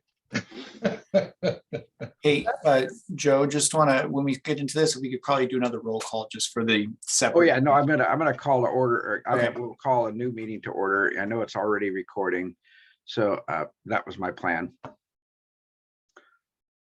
So I think, let's see, we got 1, 2, 3, 4, 5, 6. Oh, we have a quorum and it's 12:47. So welcome everyone. I am going to call the Board of Directors meeting to order for LRAPA with roll call. Okay, I'll do that. Present here today, this afternoon now, we have Chair Joe Pictionary, Vice Chair Janine Parisi, Director Mike Fleck, Director Howard Saxon, Director Terry Fitzpatrick, Director Joe Burney, LRAPA Executive Director Steve Dietrich, other LRAPA staff, Julie Lindsay, myself, Travis Knudsen, Lance Giles. We have in attendance more LRAPA staff, Cassandra Jackson, Chris, Debbie, Max, Robbie, and then members of, we also have some Citizen Advisory Committee members here with us, Jim Daniels, Misty Frost, who will be a CAC interview, and Marlene, who is our minutes keeper, and Ronnie Joel, who I believe is a member of the public, and that is all attendance at this time. Thank you very much.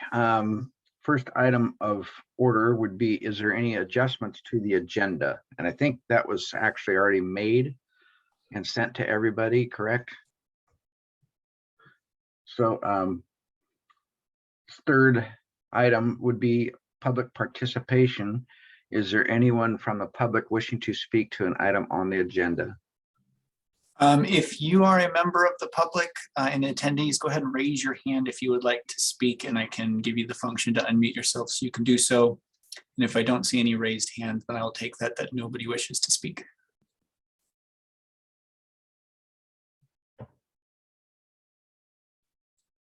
Okay. I don't see any hands. Okay, thank you, Travis. Is there any comments? Obviously, this would be from the public.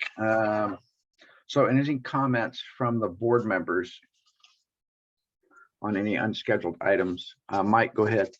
Just as a quick question, that's a good discussion is, are we going to go back to in public, seeing as tomorrow is, relieving us of our mask requirements. And I'm assuming that we, like all other jurisdictions, are going to have to both have, the possibility of in-person and virtual. So I guess I'm just wondering if we are or are working on being prepared for those joint meetings.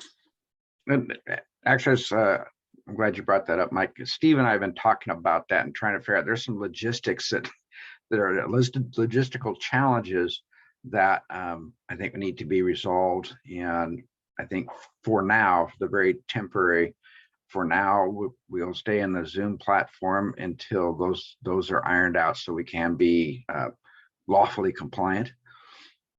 Sound fair enough? All right, thank you.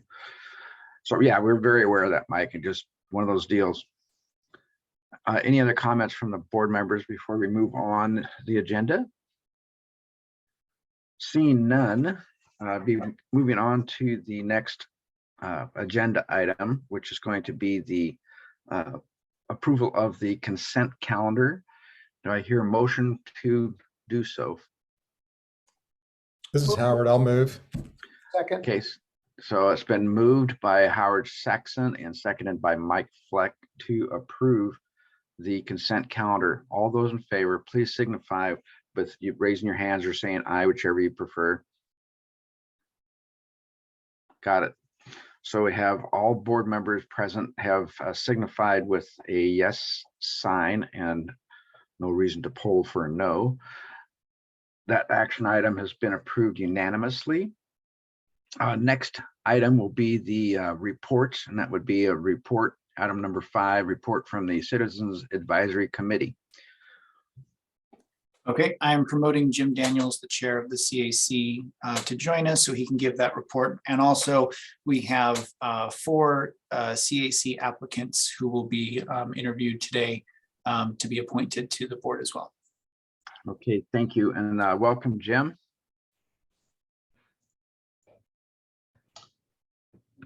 Okay, can you hear me? Yep, we can hear and see you. All right. So our last meeting, we interviewed 4 applicants to the committee. If I thought it could be helpful, I did a quick rundown of the current membership.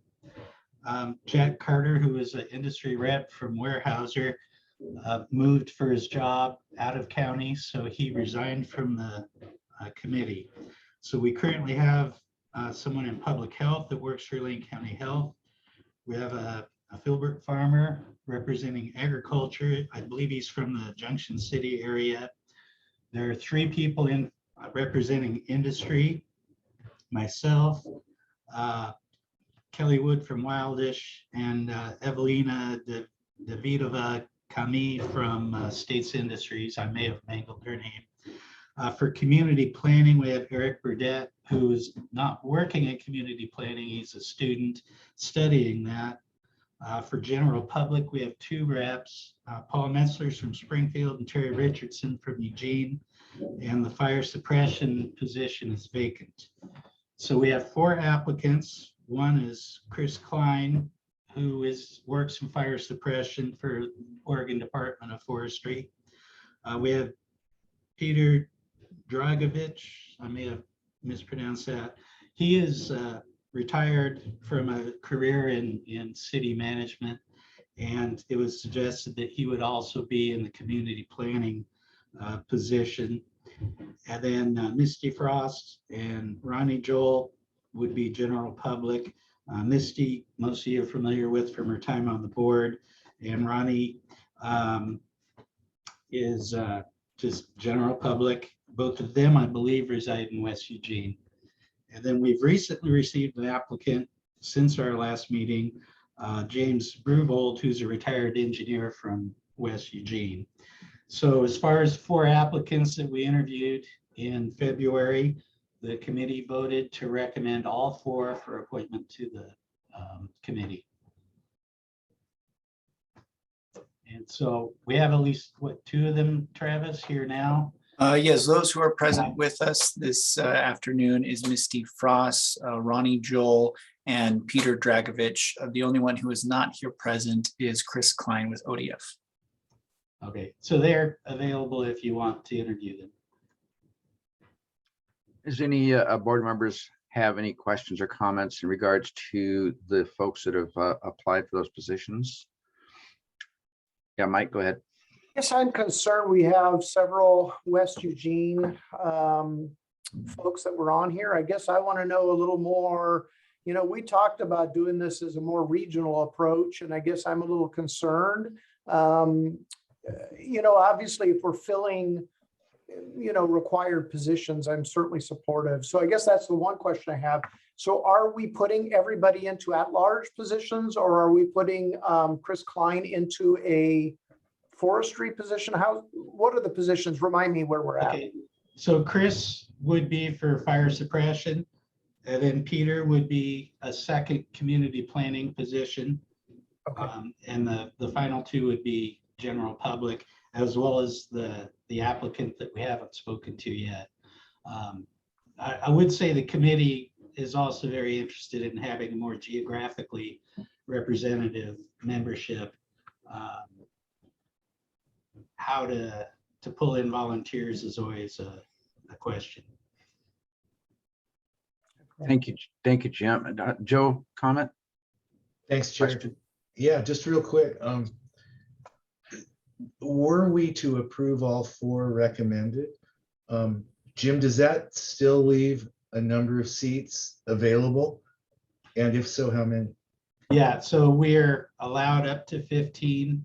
And so there'd be 12 if you approve all 4 of the current applicants. And the outstanding one, of course, 13 then. And thank you. And is there a push to do this all for this many now? Because honestly, I'm just thinking about the regional representation also. And thank you, Chair. That's it for me. In general, we take applicants as they come in. So Thank you. Good questions. And I too wish to emphasize, and I strongly feel that we definitely need to have representation that are spread throughout. So that way we get a good cross section of our area of authority, so to speak. And that I think it's a great time in which I would even, of course, with the board approval or consensus approval, strongly encourage this committee then to, it appears that this may be an issue, that there's going to be some big push from certain areas that I think is going to cause things to go askew. And I really think that the committee should draw up regions, you know, geographically at least, or something, some sort of matrix that will say, okay, well, we got citizens at large, but from the Northwest region, from the Southwest region, et cetera, at least break it up to where we have got positions, because, and I know it may cause some consternation, especially amongst committees, to have such specificity, but I think it would be a good time to do that now before we have to try to backpedal and figure out, okay, what did we create here? So, I mean, that's my opinion. And I know, Janine, you got your hand up, but that's how strongly I feel about it. So go ahead, Janine. Well, I'd like to make a motion to appoint Chris Klein as our ODF representative. I think that's something we need to do. Fire season starts in April. So we need to move on that. That's the representative that ODF had available. I don't think that we should delay that appointment. So I'd like to make that motion and hope there's a second and we can dispense with that. Second, I completely agree. Second. Terry, you got to, oh, you want to go ahead and second or vote? Okay, it's been moved, it's been seconded to appoint Chris Klein. Hands up if you approve as a board member. I see all board members present with their hands up. And we do have a quorum of the 6 people. So that motion has been approved unanimously, Travis and Jim. So. And then if I may, just since Ronnie and Peter are available, I think that geographic representation is one category of diversity, but there's lots of different ways that you can look at representational diversity. You could have somebody who's got an asthmatic child, and it really doesn't matter, like from a public health perspective, where they live, like their issues and concerns may be the same. So since they're with us, if they want to introduce themselves to the committee, I'd like to give them the time. They've taken the time to do an application. They're here with us today. Of course, we know Misty, and I'm going to throw out my support for her joining as a, I think she's got great background. She lives in the River Road neighborhood. So I hope this committee will support her application. But in the meantime, before we get into that, I'd like to at least invite the other 2 folks who we're not as familiar with to say hello if they choose to do so. Okay, I will go ahead and move Peter the opportunity to allow you to speak if you want to unmute yourself, and I will do the same for Ronnie also. So Peter, I think you should be able to speak now. Okay, yes. Greetings, members of the board, Director Dietrich and Mr. Knudsen. I'm looking forward to serving on the board if so chosen. I would start out probably in a very listening and learning mode, but would like to contribute quite quickly, get up to speed. And I think my background in city management and planning and the work that I did on the Hazardous Materials Commission in my previous location would be a good background for me to dig into what needs to be done with LRAPA as an advisor to your board. So I do understand your concern about the geographic representation. And I can't offer you any relief on that, coming from living in North Eugene, but do sympathize with that concern and agree with that concern. That's check, concludes my comments. Thanks, Peter. Ronnie, do you want to speak? So, sorry, Joe, sorry. That's okay.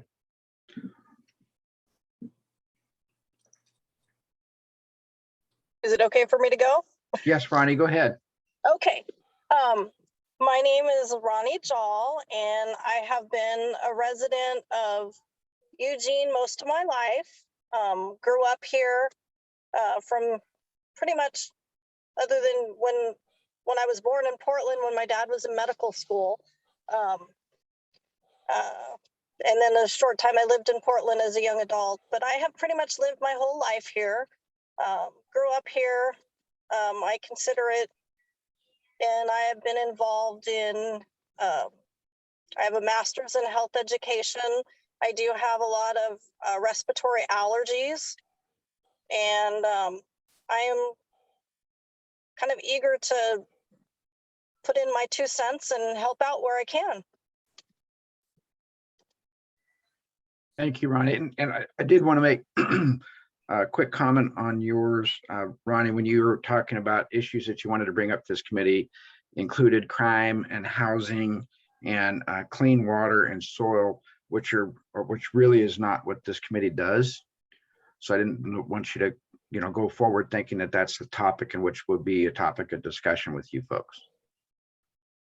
Oh, no, I know that it's going to be air quality. Okay. And how that infects our environment. Okay. Thank you.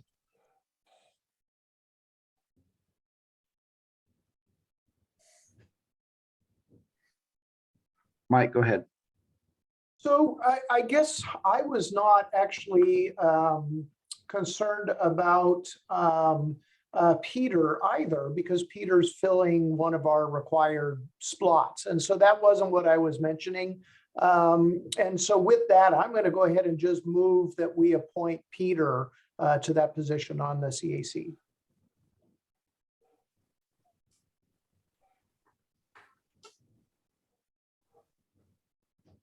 I'll second that. Is there a second? Okay. I'm hearing crickets here. Yeah, awkward silence. So it's been moved and seconded to appoint Peter. Last name here square away before I mess those up. Peter, forgive me if I mispronounced it. It's Dragovich. Okay. So all those in favor signify by a hand up or down or whatever. Okay, it looks like it's unanimous. So that appointment has been so moved and voted unanimously. Travis? And Peter will let us know when he moves to Junction City or Veneta or Cottage Grove, just to make us all feel better about this. Thank you, Peter. Yes. Market's great for selling, right? Physician, heal thyself. Yes. So is the board wanting or willing to just be done with these appointments for today and open that up for additional applications for throughout the region? I see a hand up, Joe. Only if there's no urgency to either vote thumbs up or thumbs down. I would like to encourage, I think that makes sense, Chair. I think that gives this board the ability to look at sort of the regional and other criteria for the diverse body that we really want, which is consistent with the mission of LRAPA. And I would also encourage the other two candidates not to take this as a rejection at all and to keep their hand in the game.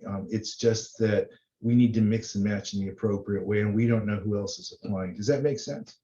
It makes complete sense to me. Jim, there's nothing really emergent about this anyway, right?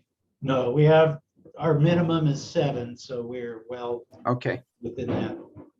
This is a board by consensus. This is not an action item vote. It'd be just by consensus with head nods, agree with that plan or course of action. I like it.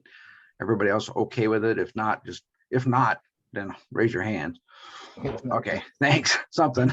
I can't officially do a vote thing here, so. All right. Jim, does that sound like some good marching orders for you? Oh, Janine, go Sure. ahead. So just to circle back on kind of next steps, so we have 2 applications. One other came in that we haven't seen yet.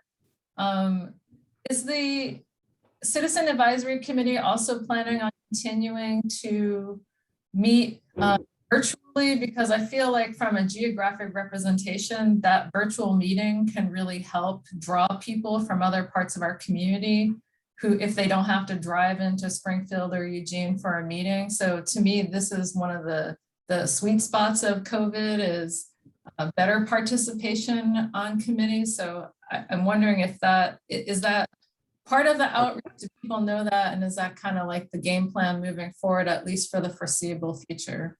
Well, let me interject just a second here. Jim, are those published public meetings?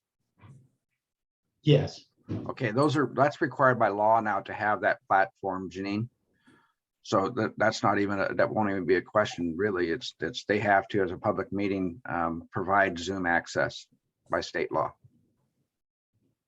I didn't know that. Yes, ma'am. Good question, because it obviously wouldn't be a state law unless someone else came up with it first. Okay.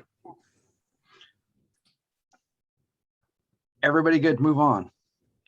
Travis, go ahead. Yeah, I just have a quick question on, for our purposes, does the board want to have the standing applications to come up again next meeting with the added applicant that we have received for review of all 3, just to make sure that I'm kind of an understanding what the plan is? I personally am fine with that. Anybody disagree with that, or you're okay with that, Mike, too, Mike, or go ahead? So I guess what I'd like to see also is I'd like our staff to reach out to all the cities in the county and just say, gosh, we have these openings, do you have any citizens interested in air quality that want to serve? I think let's get the word out, and then, gosh, if that's all the applicants we have, I'm actually not, unhappy with that. I just want to make sure that we offer that opportunity. And I'm not even suggesting, Joe, in the future that creating, regions in our policy is appropriate or not, but I would like to get it out far and wide. Joe? Sadly, once again, I have to agree with Mike. But it really behooves a recruitment effort that's professional, because if we come back next meeting and it's the same 3 people, and I agree with Mike again, they're great. It's just a matter of if we're looking to mix and match, then all we've done is just kick the can down the road a month for no reason. So I really concur with Mike's comments. Okay, I don't oppose it. Everybody else good to do with that, go with that route, or opposed with that route? All right, sounds good. Do Go ahead, board Fiona. members who want to help with the outreach far and wide, as a number of people said last month, have the materials that they need to share through their networks? Does everyone have the information so that you can help support the recruitment effort? Or do we need information as board members to kind of be part of this process? I have enough. I reach out and tap people's shoulders periodically, so. I'd love something that I could just cut and paste and throw onto my Facebook page or something, or it's just, that'd be really helpful. That'd be awesome. You got a Facebook page, Joe? You unfriended me. All right. I did not. Yeah, if we can throw, I guess I concur, Janine. Travis, you can maybe put just a little blurb together to where we can share with folks that, on different platforms, copy and paste, as opposed to cut and paste. If you cut it, Joe, it goes away. So anyway, Yeah, that would be great. Okay, a question I have is I believe that was provided before the board prior, and that we ended up in the spot that we're in today. I thought so. Okay, I'm happy to repeat that effort again. Just do it if that's again. what the board does. Okay, I just want to make sure. It's back on our plate and do it again, and we'll have to perform a little better. Joe? Yes, thank you for embarrassing us, Travis. I just want to say that publicly, I might add, but we all get so much stuff. Really, if you could just do one more, that'd be really helpful. Will do. And that's a really famous excuse we all use. All right. Moving on, if we're going to get done today. So is there anything, Jim? Oh, Janine, what? I'm so sorry, but since we still have Jim, I read the minutes and we're still talking about electric versus gas tools. So I was just hoping Jim could, or maybe Travis can help us understand where are we at with this conversation. I was just going to ask him that. Oh, sorry. I didn't mean to jump in front of you. I thought you were moving. You're a clock hawk. Okay, so we were able to briefly touch on that, and we're all kind of frustrated by a lack of good unbiased scientific information on emissions from gas tools, but we're starting to make some headway there and expect to put together a draft brochure that Travis could make use of. And I would think if not, have something for you this time next month and certainly the month after. Okay, and Jim, do you have more on this packet you'd like to share? We had Kelly Wood put together sort of a working framework that gave pros and cons of electric versus gas. I think what would really help get the point across is if we could put out some emissions information that would be easy to understand. So I'd like to see that added in. Okay, thank you. Anyone? Questions for Jim? Okay, Jim, you have anything, any questions for us besides what you've mentioned already? Any requests? No, I think we're good. Thank you. All right. Thanks for doing what you do. We appreciate you and your committee's work a lot. You're welcome. All right. Next on the agenda would be item number 6, the director's report. Steve, take it away. Chair Joe, members of the board, I'll try to be as succinct and brief as possible because we also have one item on the whole business that we need to try to get to as well. So on the director's report, if Travis, you can put that up, please. Thank you.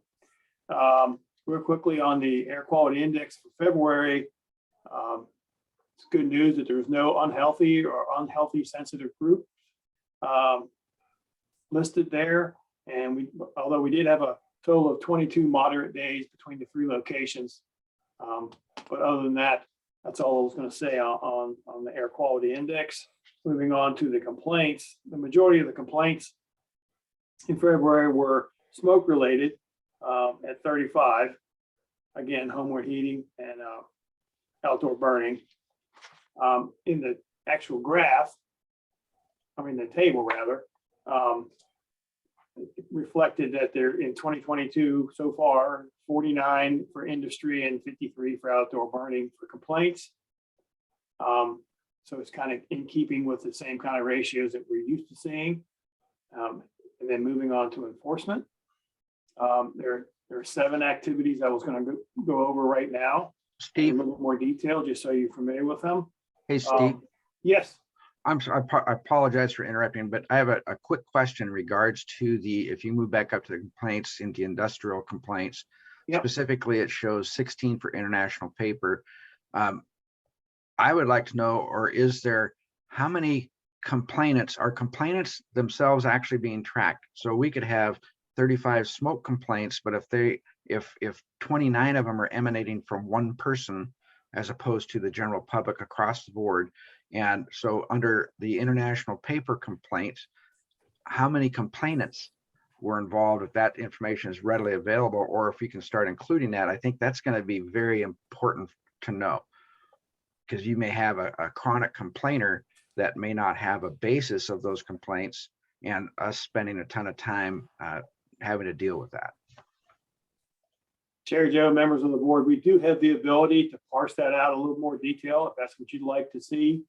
A short answer is we do get, especially when it comes to international paper, we do get a higher frequency of the same person complaining multiple times, sometimes on the same day.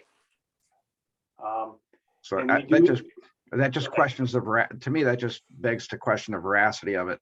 And it really paints a picture that is not maybe necessarily an accurate picture or part of reality. So there here's you a go. screenshot of answering your question. You can see this, basically, there are two individuals shown here, and they both live in the same address. There you go. So I think that's really important for the board to see that and to realize what staff is up against and really look at the veracity of those complaints or credibility of those complaints. So thank you. Sorry to interrupt, but go ahead. Okay.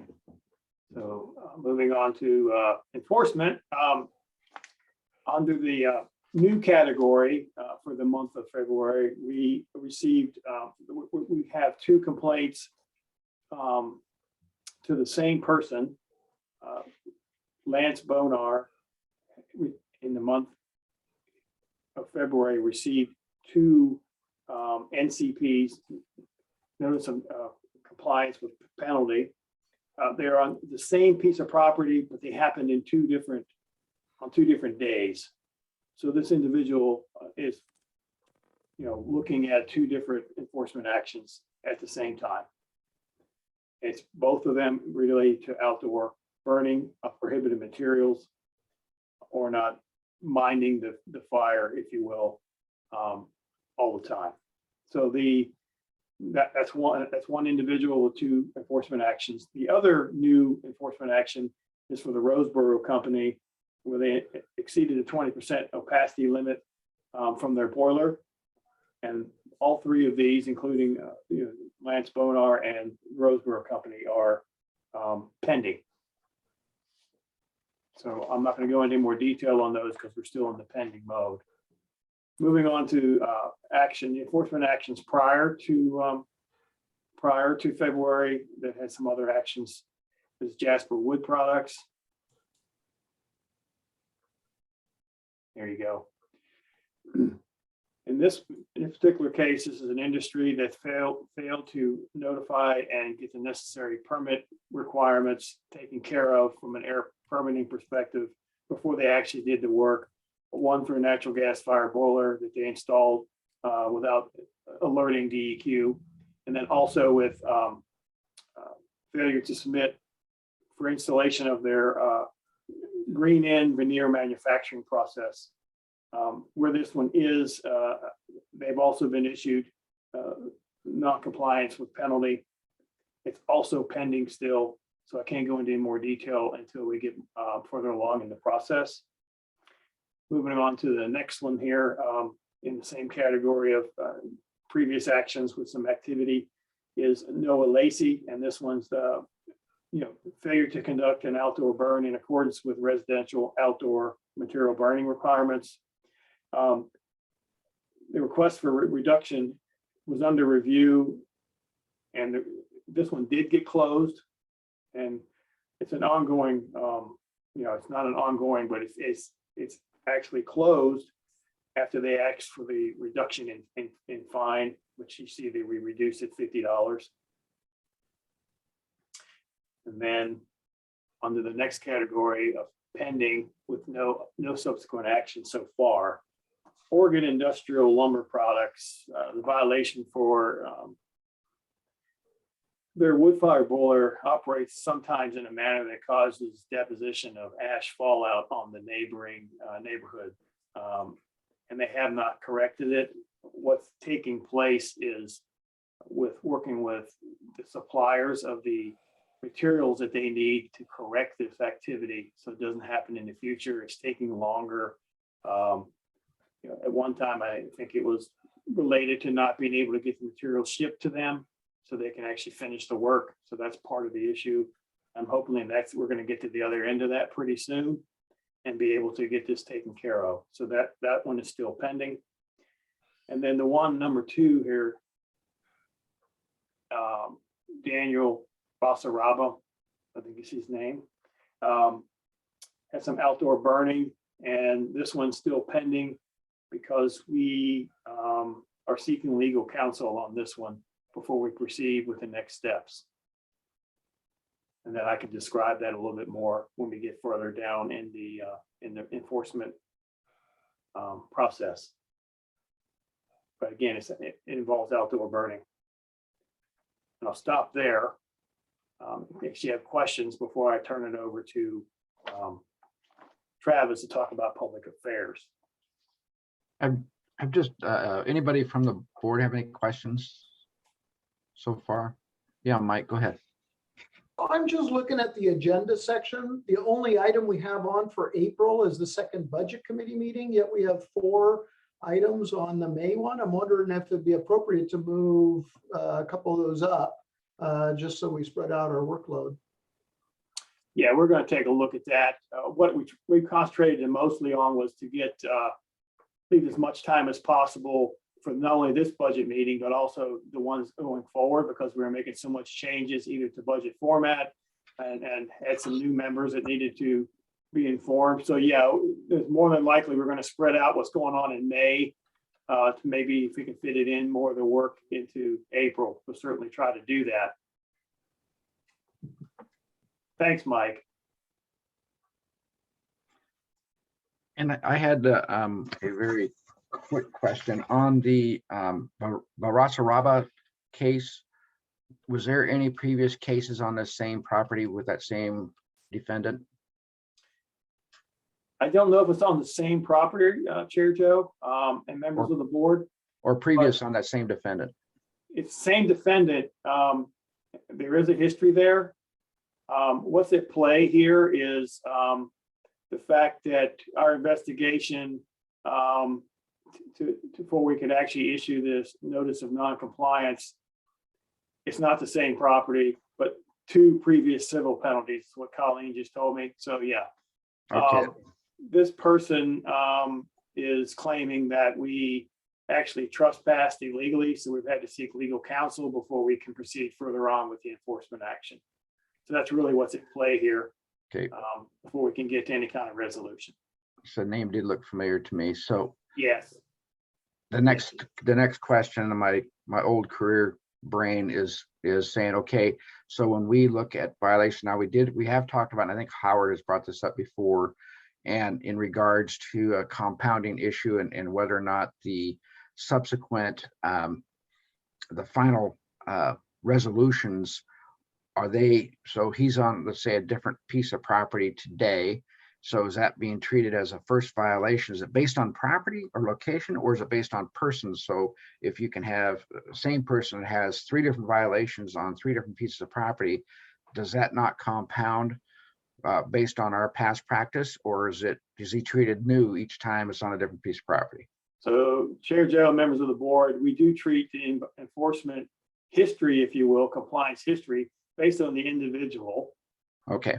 You know, property has a lot to do with, you know, what activities may have occurred and the nature of what those prior violations were. But we do keep track of individuals, especially if the activity is very similar, but on different properties. Okay, good. I just was hoping that was the case. Thank you very much. Sorry to interrupt. Go ahead. Okay, so I think I was going to have Travis go with public affairs, and then we'll get back on track with the rest of the report. Yeah, thanks, Steve. So for the month of February, wood smoke or smoke management still focuses on residential wood heating. We had 4 yellow home wood heating days or advisories in Eugene Springfield. None in Oak Ridge, which is usually a little bit of a swap. Generally, Oak Ridge tends to see them a little bit more as they have air quality concerns because they're still in non-attainment and because their opacity limits are lower than they are in Eugene Springfield. But that was a uniqueness that we had for February. Outreach continues to happen on J.H. Baxter and from an air perspective, their role in Cleaner Air Oregon. That story map, which was showed off a little bit more in detail at the last board meeting, was published technically in February, on February 2nd. And there was multiple public meetings that Public Affairs participated in. There was a Whitaker Community Council Neighborhood Association, which we attended to offer to the Whitaker Neighborhood Association a potential meeting, probably in April, to talk about Cleaner Air Oregon and facility near the neighborhood that's going through Cleaner Air Oregon, that's Archimoto. There was an Active Bethel Community Neighborhood Association that was on March 17th. That was a DEQ meeting that was discussing soil sampling results taken from residential properties near J.H. Baxter. LRAPA participated with the air perspective in mind to be ready to hear concerns and answer questions from an air perspective. And oh yes, LRAPA was present for the Springfield City Council work session on March 7th, as we knew that there would be members of the public attending that meeting who would have some questions and concerns that they wanted to voice to Springfield City Council from an air perspective. So we were present to be sure to hear those concerns addressed to Springfield City Council. Thank you, Travis. So the rest of the director's report, I was just gonna let you read that at your leisure. We did issue one open burning letter permit, which we don't do that very often, but we did. And we will be on site when we need to make sure that's done according to our permit letter that we wrote. And then we have the tables for asbestos and our permitting process so far. I was going to try to reserve as much time as possible for the last agenda, and you know, time's running a little short to be able to talk about the old business that's on here if you're ready to do that. Any questions pertaining to the last material that was provided? Just real quickly, Archimoto as a Cleaner Air Oregon property, is that a new occurrence? I don't remember them being on that original list of 8 or 10 agencies that would be called into the Cleaner Air Oregon. So Chair Joe, members of the board, Archimoto is a brand new air source when it comes to air permitting for LRAPA. So anytime under Cleaner Air Oregon, a new source qualifies to have to go through the permitting process, but then also we have to take a look at Cleaner Air Oregon. The priority list that you're referring to is for all existing sources. And the Cleaner Air Oregon regulations handle those differently because new sources have to be addressed more quickly because they actually have to build the facility. Thank you. And then I thank you for sharing the public meeting that I think happened last Tuesday or the Tuesday before on J.H. Baxter. And I know that wasn't part of February's report, but I was just wondering if there's a quick overview while that's still fresh in your minds of that meeting. So yeah, the DEQ soil sampling results shared with the community members, primarily in West Eugene, but it was open to the public. So there were a lot of elected representatives there as well as members of the media, but detailing DEQ's plan and approach for soil remediation of those properties adjacent to J.H. Baxter. And then the more recently, which was in March now, was a meeting hosted by the Oregon Health Authority. And this focus was specifically on questions and concerns and health impacts from that dioxin contamination in the soils. And a lot of that meeting was more trying to explain to the community the areas of concern, which is close and adjacent to J.H. Baxter, and those who are farther away or outside of DEQ's area of investigation, what their potential health impacts would be from that dioxin contamination. And the summation from OHA is it was very minimal, and only those who had dioxin contamination above a certain level, which was 40 parts per trillion, is where action should be taken or precautions should be taken by those residents to minimize exposure to the dioxin in the soil, which is essentially taking steps to make sure you're not swallowing and ingesting soil.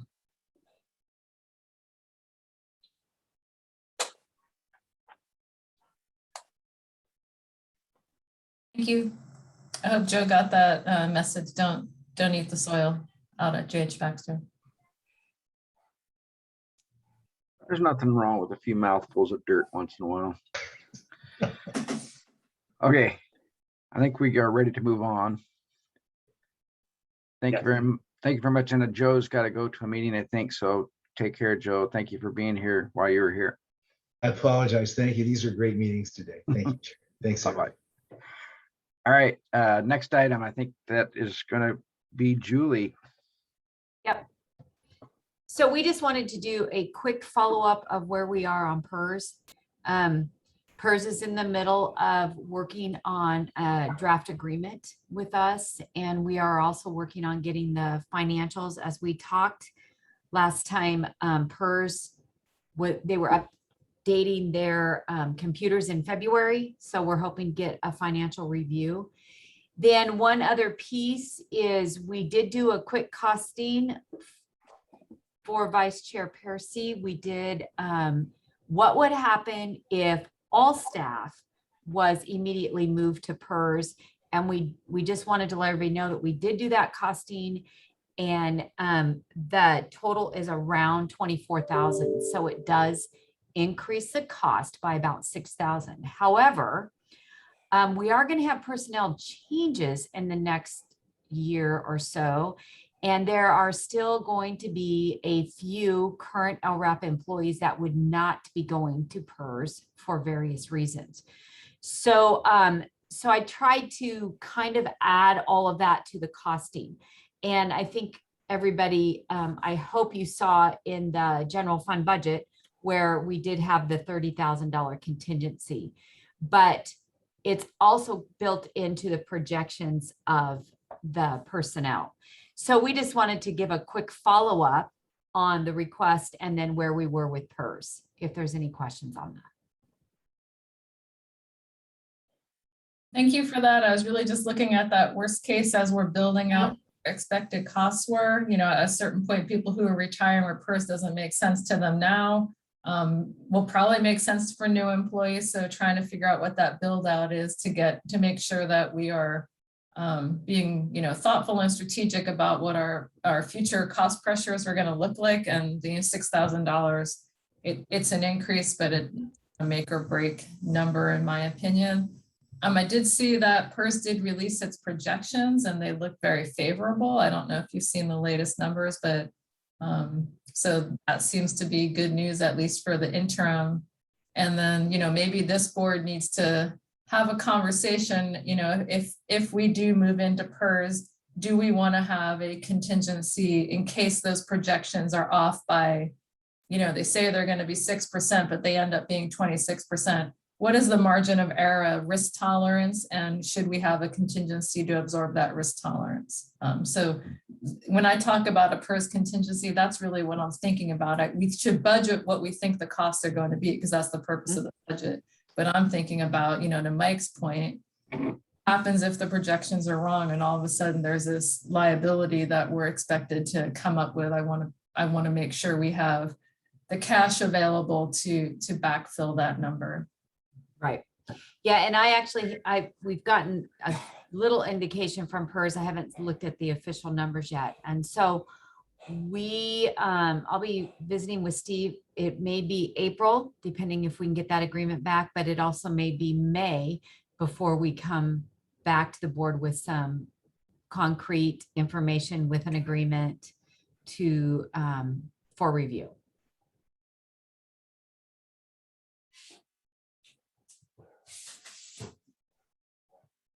And that's it on that update, unless anybody else has any questions.